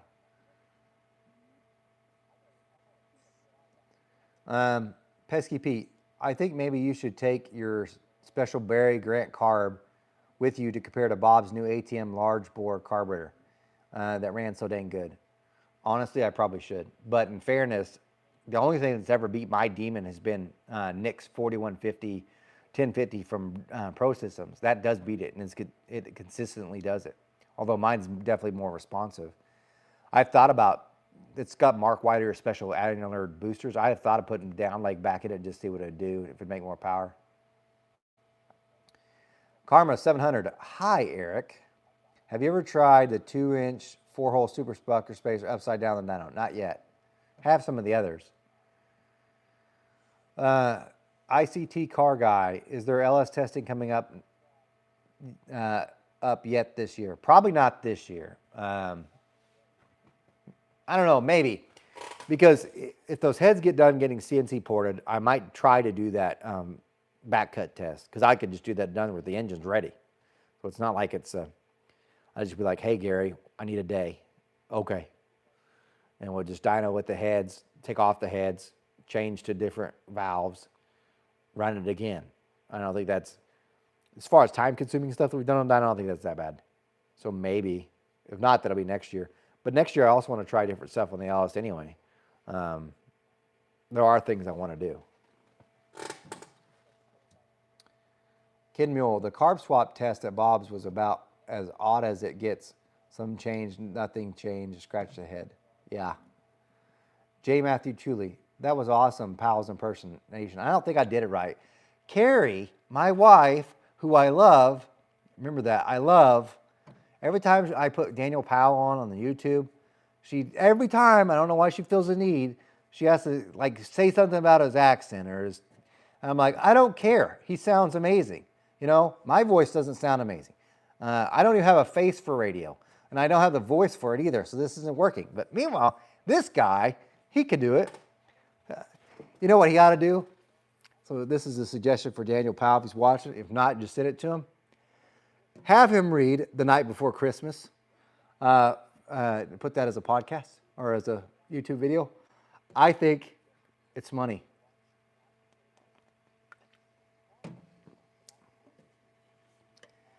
Zero Hour. Dart 540, 10.5 to 1 with AFR 325 version 2.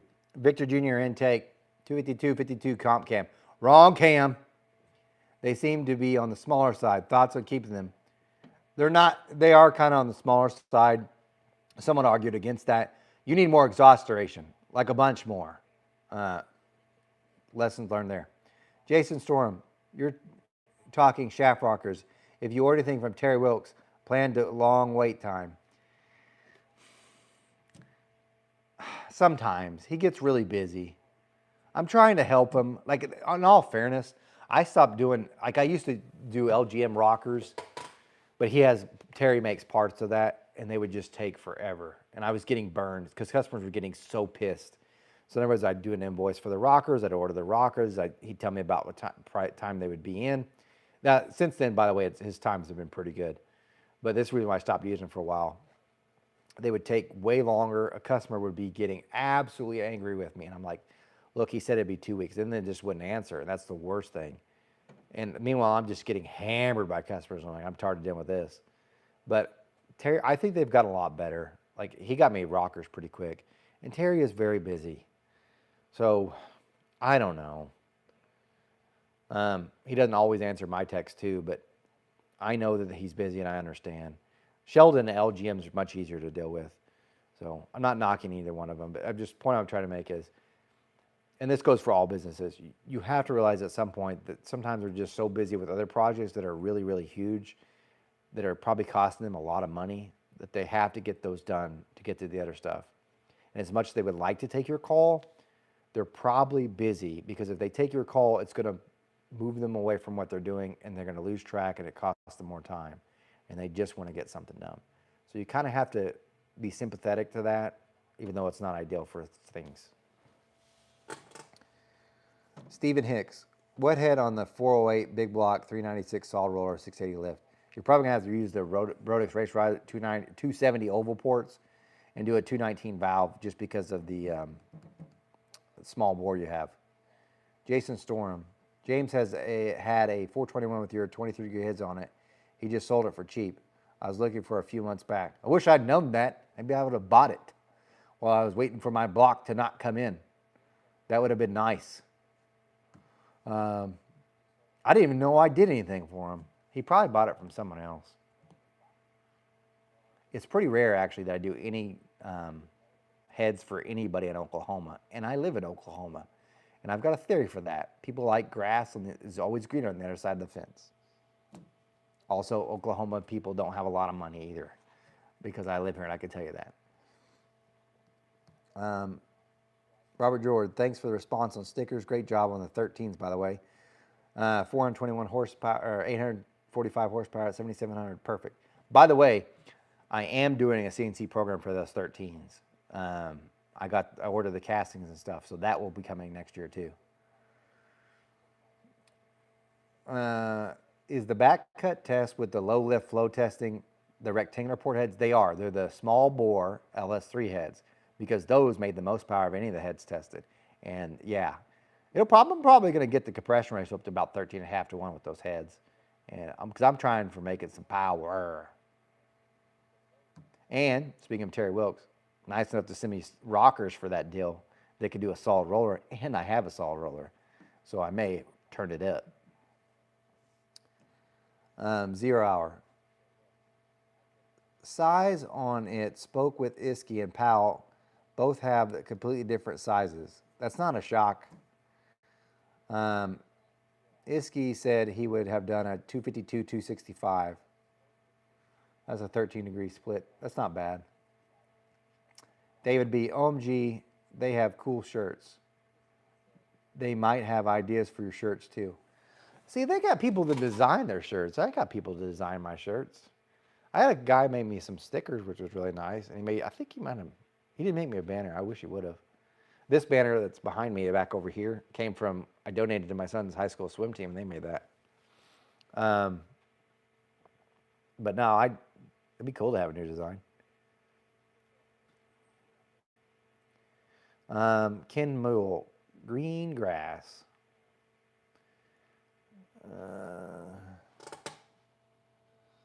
Chevy RC, have you ever done 13-degree heads for 410s? Just curious. No, most of the sprint car guys, they buy the engines all together. They don't buy a short block and then get some heads from someone else. They just don't do that. So they'll buy, like, there used to be Westmar here, which they went out of business. They would just get the whole engines from them. So anyway, ask more questions. I appreciate all 132 people watching. I'm actually in a comfortable chair, so I'll probably go to about 10 and I'll call it quits. So you can have to tell 10 to ask a question or not.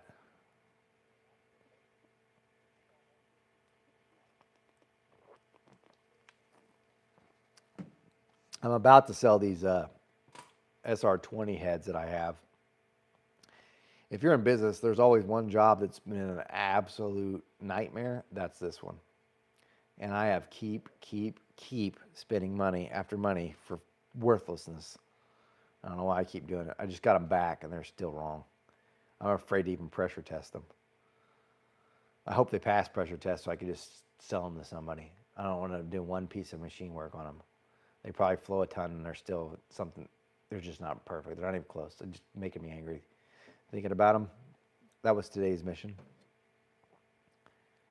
I should have stopped spending money on those ones like long ago and just thrown it away and bought a brand new head.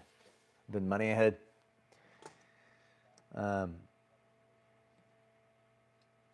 Zero out. Thanks for the help. Keep up the great work. You too, pal. On rectangular port LS heads, I was referring to the amateur ported versus ported. Yes, that is actually, that's the other thing. Thank you. That guy, that's heads are still here too.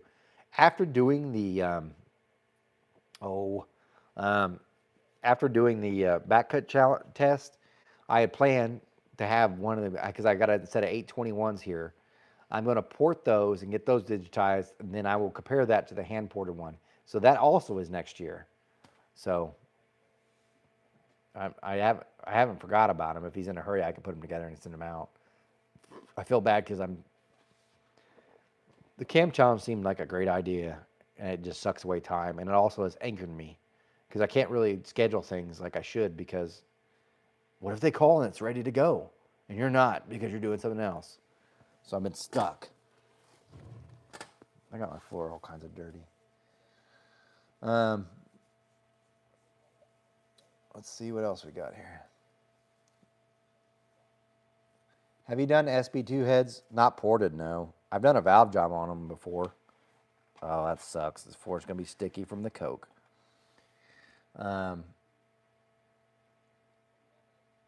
Let me know the info about the SR20s. No, you don't want to know the info. What you want to know is here's what happened.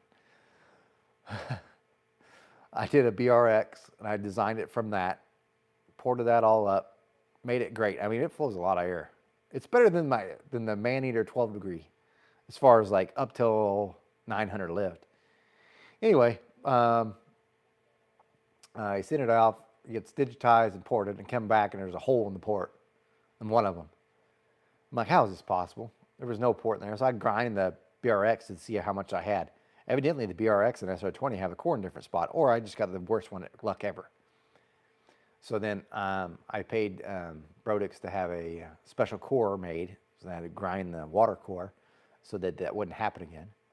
And then redesign that short port again so that it was also away from that, which took a while, and then sent it off, and they got that one cut, and I got that, so brand new set of heads.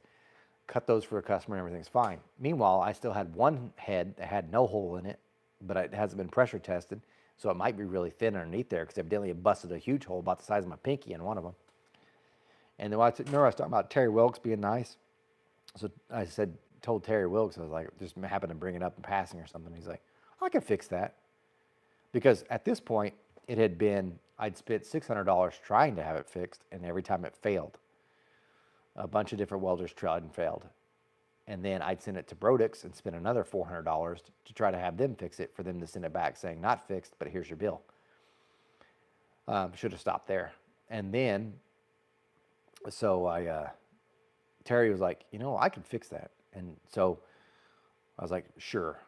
Send it to Terry. He goes in the other way through the deck, and he fixed it. Absolutely. So that part was done, except for the port wasn't there. So then I sent it to the CNC guy, and he welded more on it, and then he ported it, and he ported the new port and design in it, not the old port. Sorry, yeah, the new port design, not the old port, which is supposed to have been in it. So it's now, the short ports are different on this one head. And I'm still hoping it even passes pressure test. And somehow the intake face is now different, which it was not that way. As if someone made a cut across the intake face for no freaking reason. Somehow, and then processed the whole thing, because it was not that way when it left. So I'm like, what the actual F? So now, to get it to work right, I'm going to have to grind it to make it look like, or send it back again, pay for shipping again, to have the proper port put in it. Then somehow machine the intake face so that it's the same as the other one, do the valve jobs, and then it might be ready, assuming the other one passes pressure test too. So it's like, that job, it was a freaking, I lost my rear end on it, and for some odd reason, I'm like, you could still save it, and then you could sell a complete pair together. Disaster.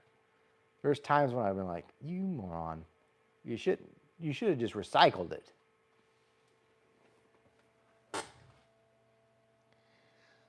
Anyway.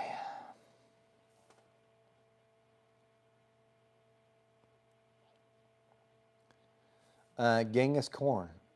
That's a cool name, by the way. I got it. That's cool. Thoughts on the AFR V2 for boosted applications? V2 just means it's their newer design. There's some changes in their casting and stuff, but not a big deal. 360 memory lane. So the point to the answer is, yeah, it's fine. 360 memory lane. Any experience with a 348, 409 Chevy cast iron? No, I don't port cast iron heads. Oh gosh. T-Chaps, do you ever experiment with 30-degree valve seats for limited lift stuff? No. No. First off, most people don't ever ask that anyway, as far as like for me to do limited lift, because usually it's circle track stuff where they can't port. But no, it still to me would be a loss. Mr. Chappelle, that's a fact on another machine. I got a 615 CID that's proof. They had a ton of work to do on it too. Yeah, they're fast. Troy Michaels, really look forward to the small block Chevy cam challenge and seeing what Joe Carroll's cam will do. Any thoughts on to which one was going to win? No, because then I felt like, then they're like, you favored this guy. Because after the Ford challenge, besides the challenge not making any money, I got to see more of the human nature of people, if I'm being honest. And it wasn't pleasant. But I don't want to say, I think this person will win, because they're like, you son of a bitch. You like that guy more than the other. And that's why he won, because that's what I'll hear. And you think I'm making it up, but I swear to God, it's the truth. People are people. Sean Brown, what small block Ford would you recommend for Windsor 351 going into pickup use for towing and street use? Probably that AFR, I mean, depending on how much money you have. But the AFR 165, even there, that's what I'd probably put on it. That's a really good one. And it's a small head. The PDF link for the 150 book, it will show everything? Yes. Everything I've dyno tested. Alan Paul. Hi, Eric. Great show. I have a new set of TFS 190s. Cast high port small block Ford. Considering port velocity, what would you recommend maximum velocity engines without porting? 202, 1600. Maximum cubic inches. I don't know. Depends on the RPM. Both go together. So if you had a bigger engine, it's less RPM. Ken Mule, 415 small block Chevy 400 block Iron Eagle 205 Iron Eagle 205 heads makes 598 horsepower. Whatever. I can't. It was built 27 years ago. It probably needs springs and retainers. Maybe he has 6 hours on it. Smaller. Iron Eagle 205 heads. I don't even know if they made a 205 head. Oh, made 590. Sorry, Ken Mule. I'm reading yours again. On pump 93 with 10 to 1, should we update the cam and it was built 26 euros, probably needs springs retainers. Probably wouldn't hurt to update that. Saj Khan, does the CNC program for the Jed's heads work on the Pro 1 215? No. I mean, they may. I haven't tried it. But it had to be a platinum head. The exhaust port and chamber probably would. The intake port may not. If you had a 200, it would. But I don't know about the 215. Because in all honesty, I didn't make that port that big. So there's probably going to be spots where it's going to look funky. And not like, oh, there's a shadow. More like there's a square and a circle in the same spot.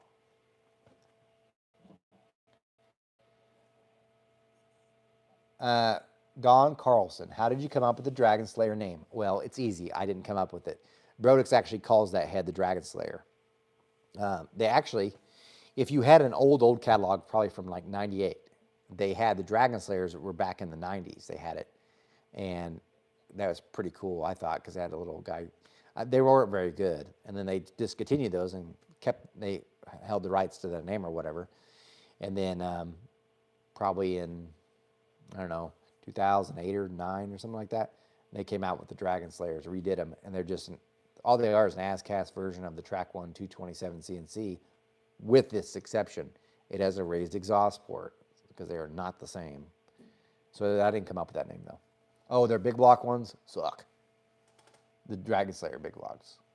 Do the 3 extra, you'll be superior and happier.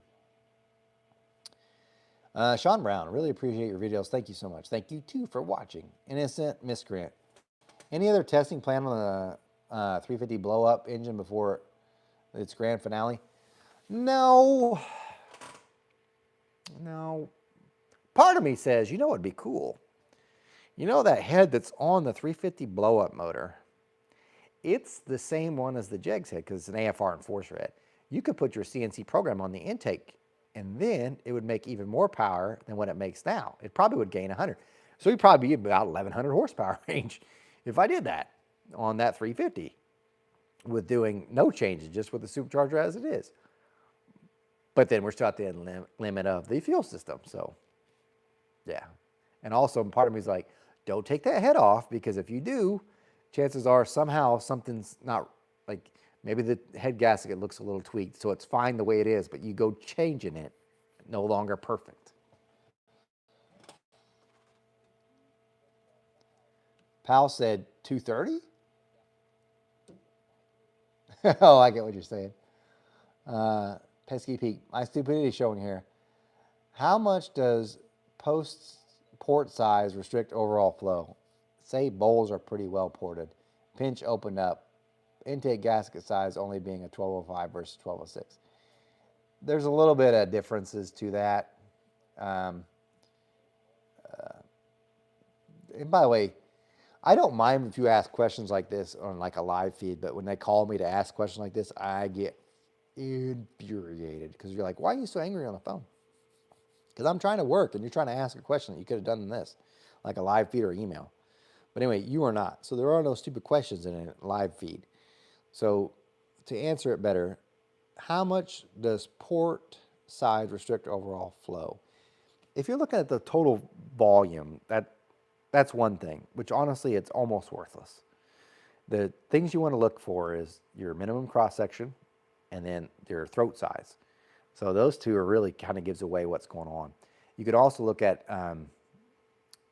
that's a good thing about the flow bench, is you could see where it starts nosing over on the flow.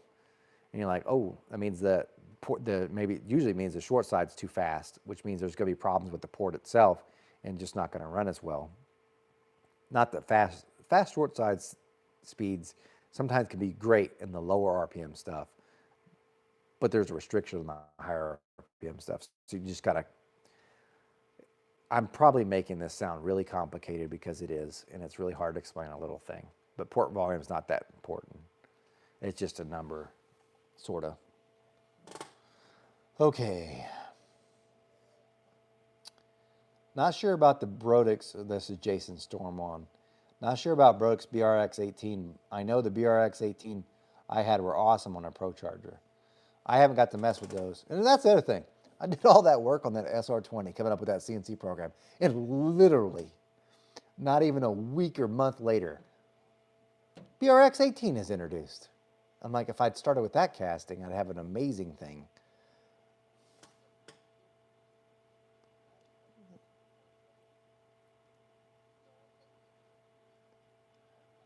Ken Mule, 205 valves. Okay, I don't know what that is. And RPM 6,000. Okay.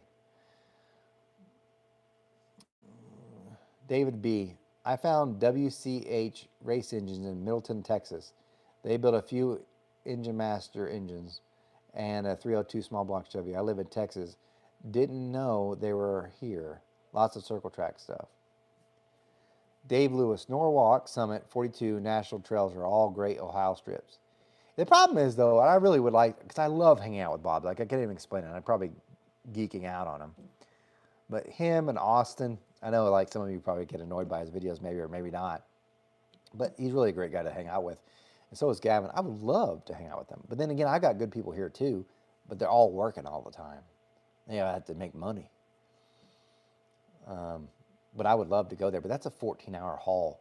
And the one option I didn't get with my Ram, and I'm like, you idiot. I got the 22-gallon fuel tank, which sounds great until you pull anything. And I don't care. I'm not the best at backing a trailer. I'm not. But I'm not like some of the ones you see. But I don't care how good you are. You're still going to get crammed in some fuel stall because somebody parked to make it very, very difficult for you. But I would like to go, but it'd be a long haul. And no, I don't even have an enclosed trailer. So I was like, look, hey, look, thieves.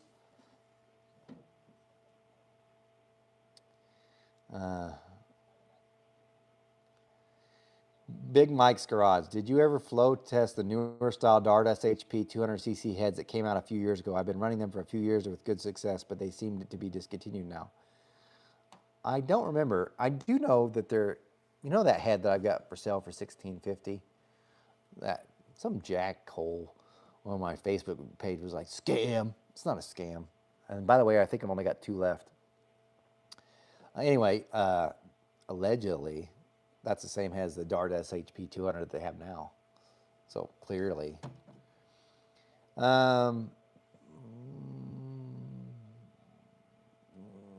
Retracted. Michael Carrasco. Hey, Eric. Thanks for... oh, good deal. I'm sorry I botched your last name. Hey, Eric. Thanks for testing our Ironhide 4150. Believe it was best of 634 horsepower after watching Bob's video, roughly. 6 horsepower off the ported 6 SV2 for memory. Admittedly, positive results given milder combination. Granted, and again, not at all for the combination it should have been on. But I thought it would have just been better for the at lower RPM. I got the rear numbers for you. So your Ironhide made, the best it did was 634 and 589. The very first pull was 630, 592. Your spacer, by the way, and by the way, that was with the 2-inch HVH tapered 4-hole. When we put your P2E spacer on there, it actually lost. It went to 627, 587. So best it did was 634, 589. Compare that to a ported Super Victor. It made 642, 603. So let's see. 34 to 42, that's 8 horsepower down, and 89 to, that's 1, 10, 13, 14 foot-pounds of torque down. But again, he was peaking at 6,200 RPM. Have you had success with porting this set of Victor Junior heads? I've only ported one for a Team Tard owner, Paul Barlow. They did okay. David B. So many small block Chevy posts on Facebook. People believe all the tests of the past decades. I've shared your YouTube page, told them to do their homework, watch your video, hope it brings customers. The problem with Facebook is people believe everything that's on Facebook, even though if it's, and I, you should know this. It doesn't be car stuff, anything, honestly, anything.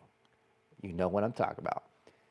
But the problem is like people want to be seen as more than what they are. So you'll get someone in a Facebook group that everybody asks questions because it sounds like this guy knows it all, right? And they like that. So then you have somebody else who's like, dude, you're wrong. Now, before Facebook and all that, we would just know that they're wrong because they don't have anything. But with Facebook, there's no way to, it's not easy to verify this guy's a moron. So then you're like, hey man, you're wrong. And then you show them proof and they're like, nuh-uh. That guy will instantly, or guys, will be like, hey, I have this huge following because people think I'm the Facebook guru. And that guy doesn't know what he's talking about. I've been doing this for 34 years of doing it wrong. But so they typically put that down. And I don't do that. I just give you information. But I told you before, like I'm no Superman. I said it in every video. I make plenty of mistakes. But thanks for sharing though. It may help YouTube make me $13 more a month.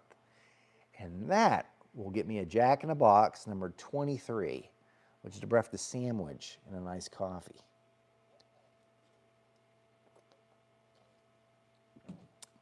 Russ Nelson, what do you think of Chevy's 2-port injectors? That's a smart move. Cleavon Jones, would Jeg CNC program work on other Chinese heads? Yes. I am very tempted because I cannot find another set of angle plug heads like those Jegs ones, because Jegs, they wanted way too much. They're $1,000. They don't sell them bare. But I still can get them on Amazon, I think, the angle plugs. And I'm fairly certain the DNA head, my program will work on. I just hate the DNA seats. They're that copper alloy, and they suck to machine. But they are cheap. So maybe. And the reason why it's not that China doesn't make them. I know what exactly happened. All these manufacturers or companies or warehouses that were getting them, they kept waiting for the tariffs to go around so they would go down, because they weren't going to buy when tariffs were like 135%. They're going to like, well, let's see when it goes down to, then they were going to buy. So right now that means we're into the low supply this issue, unless you want straight plugs. But yeah, I think it will work on the DNA head.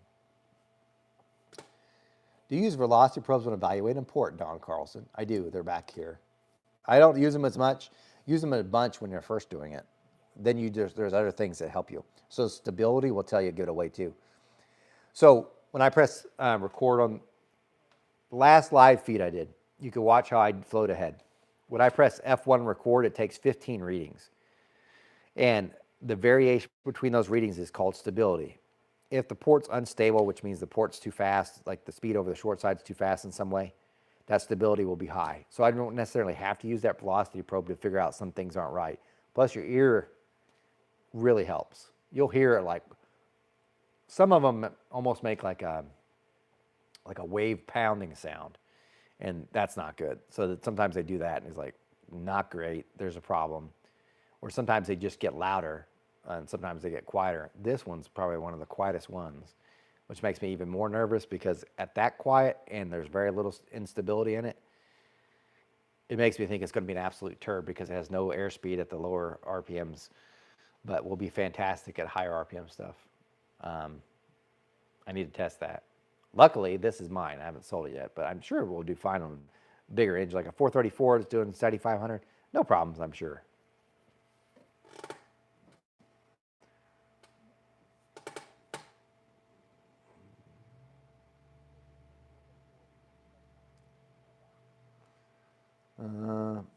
Mentor's Performance. Thoughts on running a big saw roller or small block Chevy cam on the street? Do it. I don't have a problem with it. The S10 has a small block Chevy, and it has a saw roller. Of course, I do have the DLC coated bushing lifters in it, though. Saj Khan, what's your opinion on the block situation for next year and 2027? Well, here's how I look at it. Dart, for sure, they're owned by a private equity, which means they suck. random rant here. I wish that the United States government would require any company that's owned by private equity to have like a little logo next to their name. So let's say Wendy's would be like PE in the far right corner. They had to have it wherever their logo is. It had to have like a PE for private equity. So this way, if we went to like a veterinary clinic and you thought it was owned by mom and pops of the neighborhood, it was owned by a private equity group, you would know that. So this way, as a consumer, I'd be like, I know that place is a scam because they're going to try to suck in every bit of life out of this. I wish they did that. Trump, if you're listening, which I don't know why you would be, that'd be a great idea. Of course, you probably have owned private equity, so you would never do that anyway. But point to that is DART's owned by a private equity group. And the way private equity typically works is a group of investors become the private equity. They buy a company like DART, and then what they do is they set up a loan with the company. So they'll have DART take a loan, so they will own DART. They will then have DART take a loan, and then that loan will be huge to pay back the private equity what they've already invested in buying the business. So I know you're like, so what you're saying is they took a loan to buy themselves?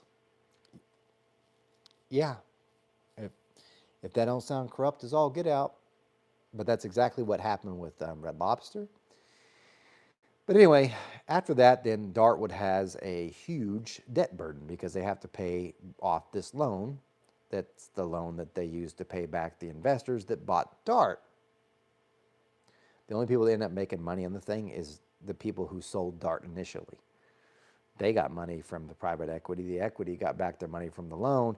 Dart's then trying to pay this huge loan, which also has high interest. So what they do is they milk every asset possible. So from the Dart perspective, you would think as a normal business, their main business is blocks, all right? You would think as a normal business, they would be very panicked and worried because that's their main stream of revenue, so they would go out of their way to find some way to make that happen, to sell blocks because they need to make it and do whatever. I would like to think that as Dart is working that they would try to do that as well, even now. But from a private equity group standpoint, they'd be like, oh, well, what other things can we milk to make money off of? And then, or, which may be the case too, well, now that we got the good out of it, time to sell it to another private equity group that they can use to get a loan on that. You get what I'm saying? At which point one of them bankrupts, like Dart will bankrupt, not the private equity ever. So I don't have a whole lot of hope there. Now, World, on the other hand, World is owned by PBM, and PBM is a parts thing, and they actually sell a ton of parts, not just blocks, but also they're smart enough to understand that if they don't have blocks, they can't really sell engines. Parts. So I imagine they'll try to come up with something.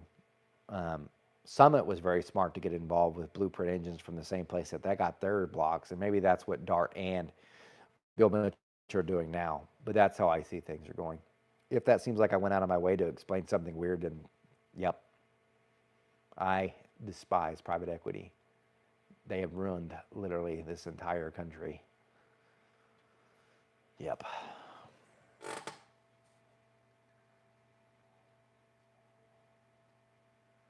Okay, back to real questions.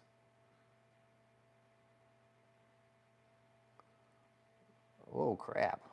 How did I get this far behind?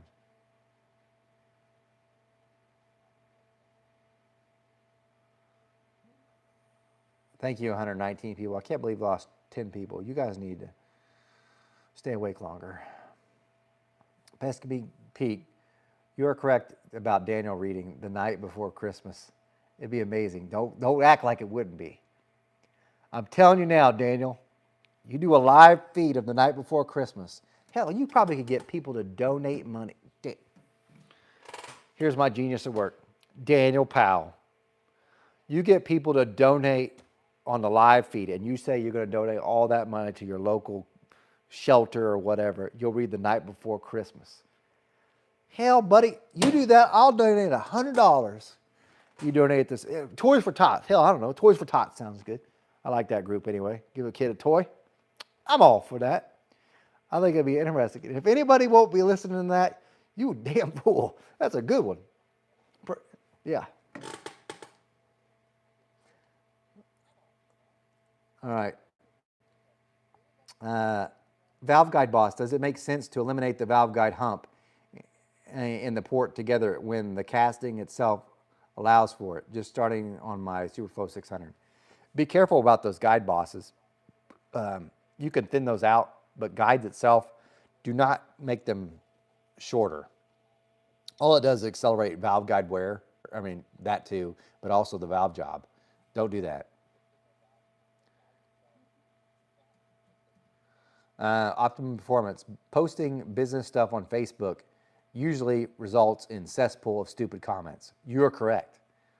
Here's what's amazing. You can get the first 3 comments will suck almost all the time. If it's there, you'll be like, good job, good job. There's going to be 3 bad ones right out.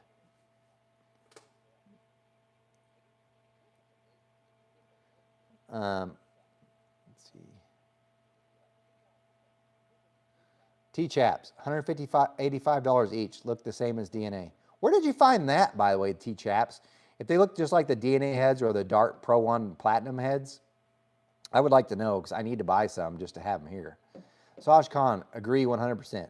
Pesky Pete, private equity, black hole suckage. Yes. Jason Stormore, I went to Brodix aluminum blocks, and for a small price, they are over cast iron. I wish I would have made more earlier. They've actually gone up in price, or it seems like I have their price sheets and stuff because I am a Brodix theater, but they're not as cheap as they used to be. Jason Storm, Concept Performance was supposed to come out with some bad boy big block Chevy blocks. They are like Brodix and own their own foundries. We all wish that somebody would.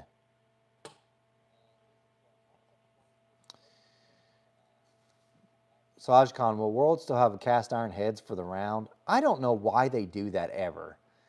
I know some of the rules require it, but the foundries themselves are like, why? You know, I can make a block and make more money probably. I heard Dart is working with a company in Germany. Probably that same company that does it for Summit and Blueprint Engines, which I'm okay with. At least they're going to get something going. Ken Mule, Vampire Equity. Yep. Enjoy the live. Thank you for all you do. Good night. Oh, man, you're going to bed? Dude, you can always sleep in on Saturday, unless you work Saturday. I have pics of the worst China castings with seat inserts in small block Chevy ever seen anywhere. I don't doubt that. Yeah, I don't doubt that a bit. Ask a couple questions. I'm going to call it another 5 or so minutes. I went a little long-winded anyway. Wonder if Jamie's in bed. I bet you went to bed already, Jamie.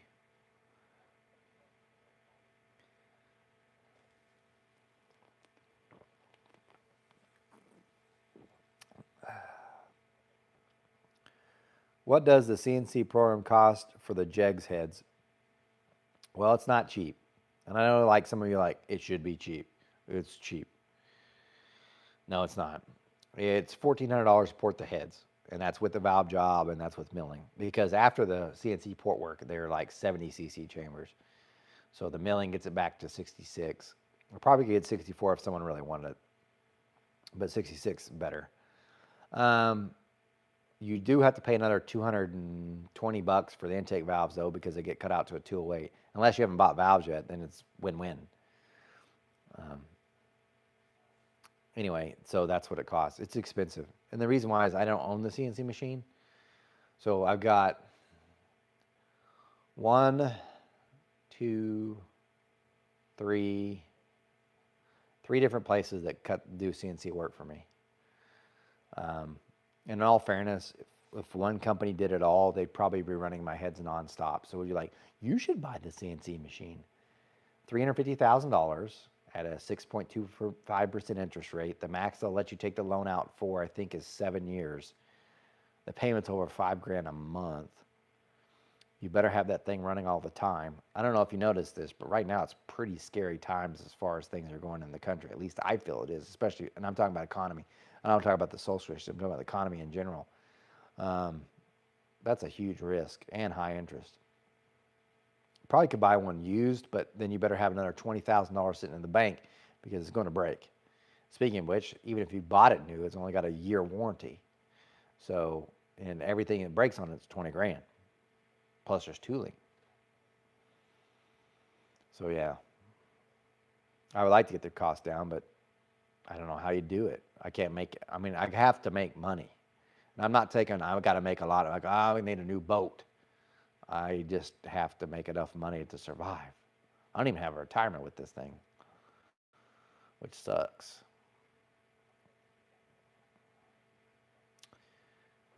Jason Strom, hi, I like that.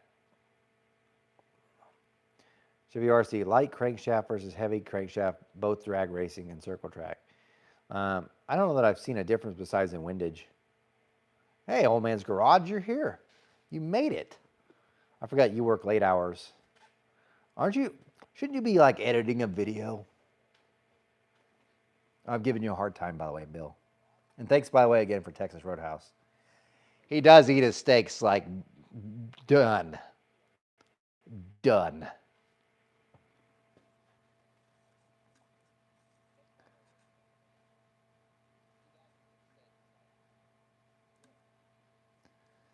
Thanks for the info and good stream. Thank you, Mentors Performance.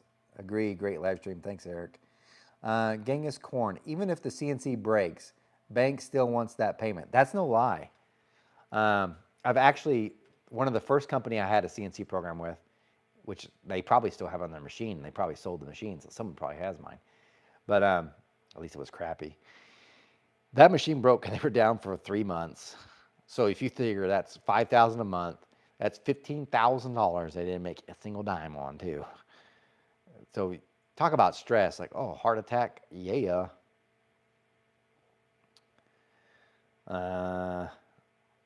Ask some more questions. I'm gonna give it 4 more minutes and I really will call it quits.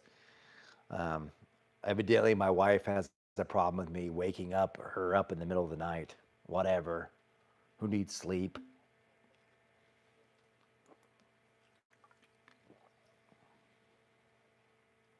Bill needs to edit video. I want to see the shenanigans at Bob's. Well, the thing is Bill was there for only when it was his engine, which makes sense. The people that had the most, probably Austin recorded like everything when he was there. The problem is Austin had to kept running all these parts runs. So he was all over the world. Gavin, once Bob had a channel, he was like, let me get this old camera. Like the whole entire time. Meanwhile, I actually have a YouTube channel and had the most subscribers that was in the building until Bill came, and I didn't record hardly anything.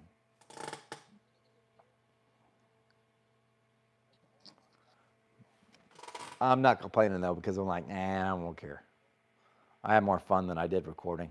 YouTube don't pay bills, at least not mine. All right, 3 minutes more questions, so get them in. How much is your flow bench money wise? This one, the Signs, was built in 2011. Before that, I had a homemade one, and it worked great. Sadly, the flow difference was little to nothing. This one, I think now goes for $9,500.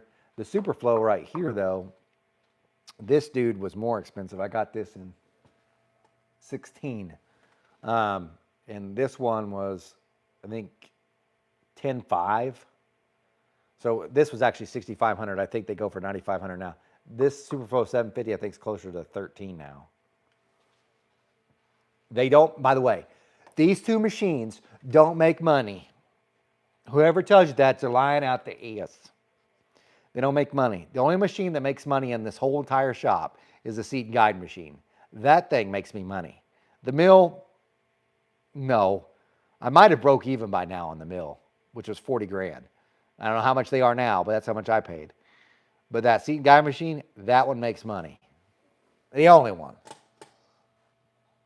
The parts washer is the other one that just loses money. Golly, I hate that one.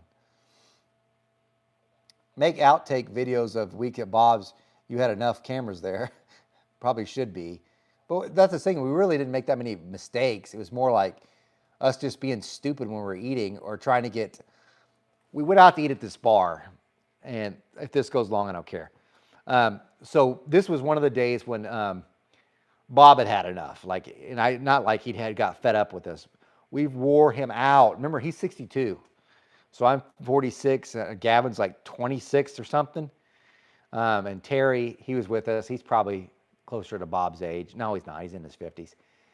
And then Austin, I think he's like 44, so he's younger than me by a couple years.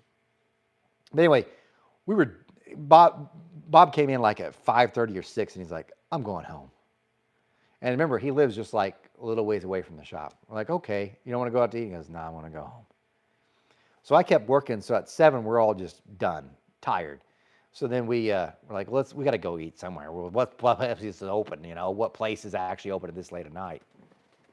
We find this bar thing. It's not like a bar like Roadhouse or like not Texas Road, like Roadhouse, the movie with Patrick Swayze. Nothing like that. It was like a bougie bar, like I don't know, microbrewery thing, where they make their own beer and stuff. Where you're like, this is so good. When you're like, this tastes like crap, but homemade. Anyway, so we went there, and there was this waitress, and Gavin's single, so all the rest of us are married. Austin's essentially married. He can say whatever he wants. He's essentially married. Terry's got a wife, and I got a wife, and Gavin's sitting there, and he's a young one, right? And I'm going to tell you, I was in Ohio for 5 days, and I thought, because I'm from Oklahoma, other places must have more attractive women than us. And I shouldn't be saying this as a married man, but I don't care. I kind of thought Ohio would be like a little bit above us, if I'm being honest, a little bit above Oklahoma. And for 3 days, I was like, this is kind of a letdown. We go to that bar, and there's someone the waitress there, and I hope she don't follow my stuff or nothing. Anyway, I'm ordering my usual thing, which you're going to be like, what do you have? Because you're going to be like, that's weird, because she thinks it's weird, and everybody thinks it's weird. I don't care. But we sit down at this bar, and we're going to get food, obviously, but we're going to get it, kick back a little. I'm not going to be like, time to down a sixer. But anyway, so we're sitting at the bar, or not at the bar, but a table by the bar, and she takes our order. She comes by and takes her order. But here's the thing. She's actually good looking. So I've been seeing like 3s, 4s, Oklahoma 3s and 4s, by the way, which means it's probably California 1 and 2s. Anyway, she ain't bad. She ain't bad looking. And so I asked for my order. I'm like, I know this is going to sound strange. Just bear with me. Can you get the largest glass you got? If it's a mug, I don't care. Fill it half up with Coke and the other half with Guinness. She's like, we don't have Guinness. Like, okay, and then pick a dark beer. Random, surprise me. And she's like, okay. I was like, do you want me to just do 2 of them because of the charger? I was like, yeah, that's fine. Whatever. And so I'm giving Gavin a hard time because he's been working his tail off the whole time. I'm like, hey, man, you should probably talk to her because I bet you she's single. I didn't see a wedding ring. And anywho, she brings us our drinks, and Terry orders a scotch or something. This is when you know you're in a bougie place because most glasses are straight. And this one's lean like this, but flat on the bottom. He's like, well, that's different, so you just never know if you're really drunk. Anyway, we order our food and everything and stuff. Well, she comes back by, and she decides just to like talk. And I don't know if I was pretty chatty too. So anyway, she was talking to us and showing the record. I was like, are you single? Because he's single too. Pointing at Gavin. That interaction was hilarious because she was fantastic. First off, she drove a B modified. I know what that is because I like circle track stuff. She actually drove it and everything like that. And everything was going great. And then she walks away and Gavin goes, she's got kids. I was like, no way. I mean, maybe, but who cares, Gavin? You're single. Trying to be a mentor to the young fella, if you will. Come on, get some experience, got to learn the trade. And anyway, she comes back and she talked to us more, and she says she has kids. And Gavin's like, how many? I'm like, you fool. But she's like, a bunch. And we're like, oof, oof. And she tells us it was 4 kids or 5 kids. It was 5 kids. It's like, wow, wow. But she was like in her 20s and she looked really good. And again, I told Gavin, I was like, look, man, she's into race cars. She's got a job and she seems nice. You need some experience. But that was been hilarious. But of course, we can't really record that. So, you know, it was a great time. And by the way, she truly is nice. It was like 100% nice girl. And finally, at least a 7. And so something. But anyway, I thought I was doing my part. But so there's some funny stories like that, but nothing as far as like bloopers of us just like screwing things up. Grinding on, which I think that was on Austin's channel when Bob ground on those pistons to get clearance. That was like, okay. But it worked. Anywho, uh, yeah, it was a good time. That was a good time. And by the way, Gavin, if you happen to be watching this, go back to the bar. Be brave. Anyway, you guys I'll take one last question so I can end on the question. Oh, looks like I got one. Around my area, machine shops are closing, Eastern Shore, Michigan. Do you see good machine shops going under? Seems it would rather be by crate engines. Gavin Taylor. Sorry, but 5 kids are a deal breaker. You ain't marrying her. I like Bob's trick for changing the cam without pulling the intake. That actually is what I'm going to use for the cam challenge too. Okay. Since you asked about the machine shop thing, this actually got brought up whenever we were there, and I hope Bob doesn't mind me talking about this, but he has a good point. So this is what I'll leave you with for the 117 that are still stuck around. So you keep saying shops that are closing up and stuff. Here's what's actually happening, and this is more the fact. They're retiring. They're aging out. So I was talking to Bob. Now Bob's 62. Oddly enough, Dunsworth I think is 62 too. So Gary Dunsworth is 62. We all know the average age of retirement, when you could draw Social Security is like 65 or 66. By the time I actually get there, I'll probably be closer to 70. But anyway, if you look at them, and Bob had a great point. He goes, and he isn't saying he's quitting, but he's like, I have thought about getting out, he said, because if you think about it, I'm 62. You realistically in life have about 10 more years where you're not necessarily going to die, but you're in a state where you can still do a lot of the fun stuff you want to do. And I said, I agree, because you still have, you're there. If you put off and you wait longer, now when you could do things, you're physically unable to do them anymore for medical reasons and things like that. And that's the truth. So then the thing is, when I go to most of the machine shops, so I gotta just tell you, Stanley Morton owns STK here in Broken Arrow. I think Stanley's in his 60s. Tom Lucido owns Lucido's Machine Shop here in Tulsa. I think he's almost 80. So the number of machine shops that are owned by some individuals that are from the Gen X era or even younger, like millennials, is pretty rare. So what's happening is you have these older people, and not necessarily old, but older people who are wanting to retire. And the way that they retire, because they didn't have money just to save for retirement, the retirement is their machines, kind of like what I've got. So what they do is they try to sell the business. But the problem with that, with most of them, including my own business, because maybe I'd want to do that, I can't sell Weingartner Racing. I mean, I could, but who in the world will want to buy it? Because Weingartner Racing is pretty much me. I've got one employee, right? So you just be buying the business assets because there's no one to work it. So the same thing goes with those machine shops. You can't really sell them because it's not like you've got a working staff that would be there with it. You'd have to stay with it. So instead what they do is they sell out and they just sell the machines and then it's gone, it's over. So to the outside it looks like they just closed. But in reality, They finally just retired. So that's it. And then if you're like, well, why doesn't more people come into it? Almost every machine shop I know, they're pretty hooked up. But the problem is the startup cost. So it took me years to start with this, and I had a full-time job to do this, so I was doing this in between. But if I said just a cylinder, remember I only do cylinder heads. I don't do blocks and things like that. If you look, you got a, like I said, $10,000 flow bench. You don't need the other one, but $10,000 flow bench. Do I actually need it? You better, because no one's going to take you seriously without it.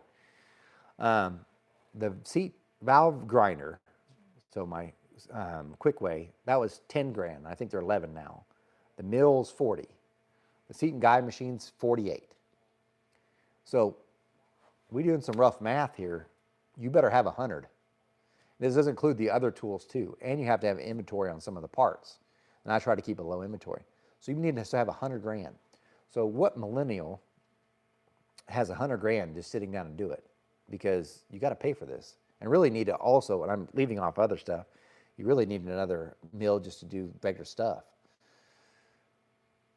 Who has that? Now you're asking for a machine shop that does blocks and stuff, double it. So who has $250,000 as a millennial? They can't even get a house for that. Why do you think that they can get a loan for a business? Because they're even harder to get those loans. That's the problem. What it used to be is you would have an individual that would be in trade school, and then they would get older, and then they would take over the business for them and buy out the person as if they worked there for a while.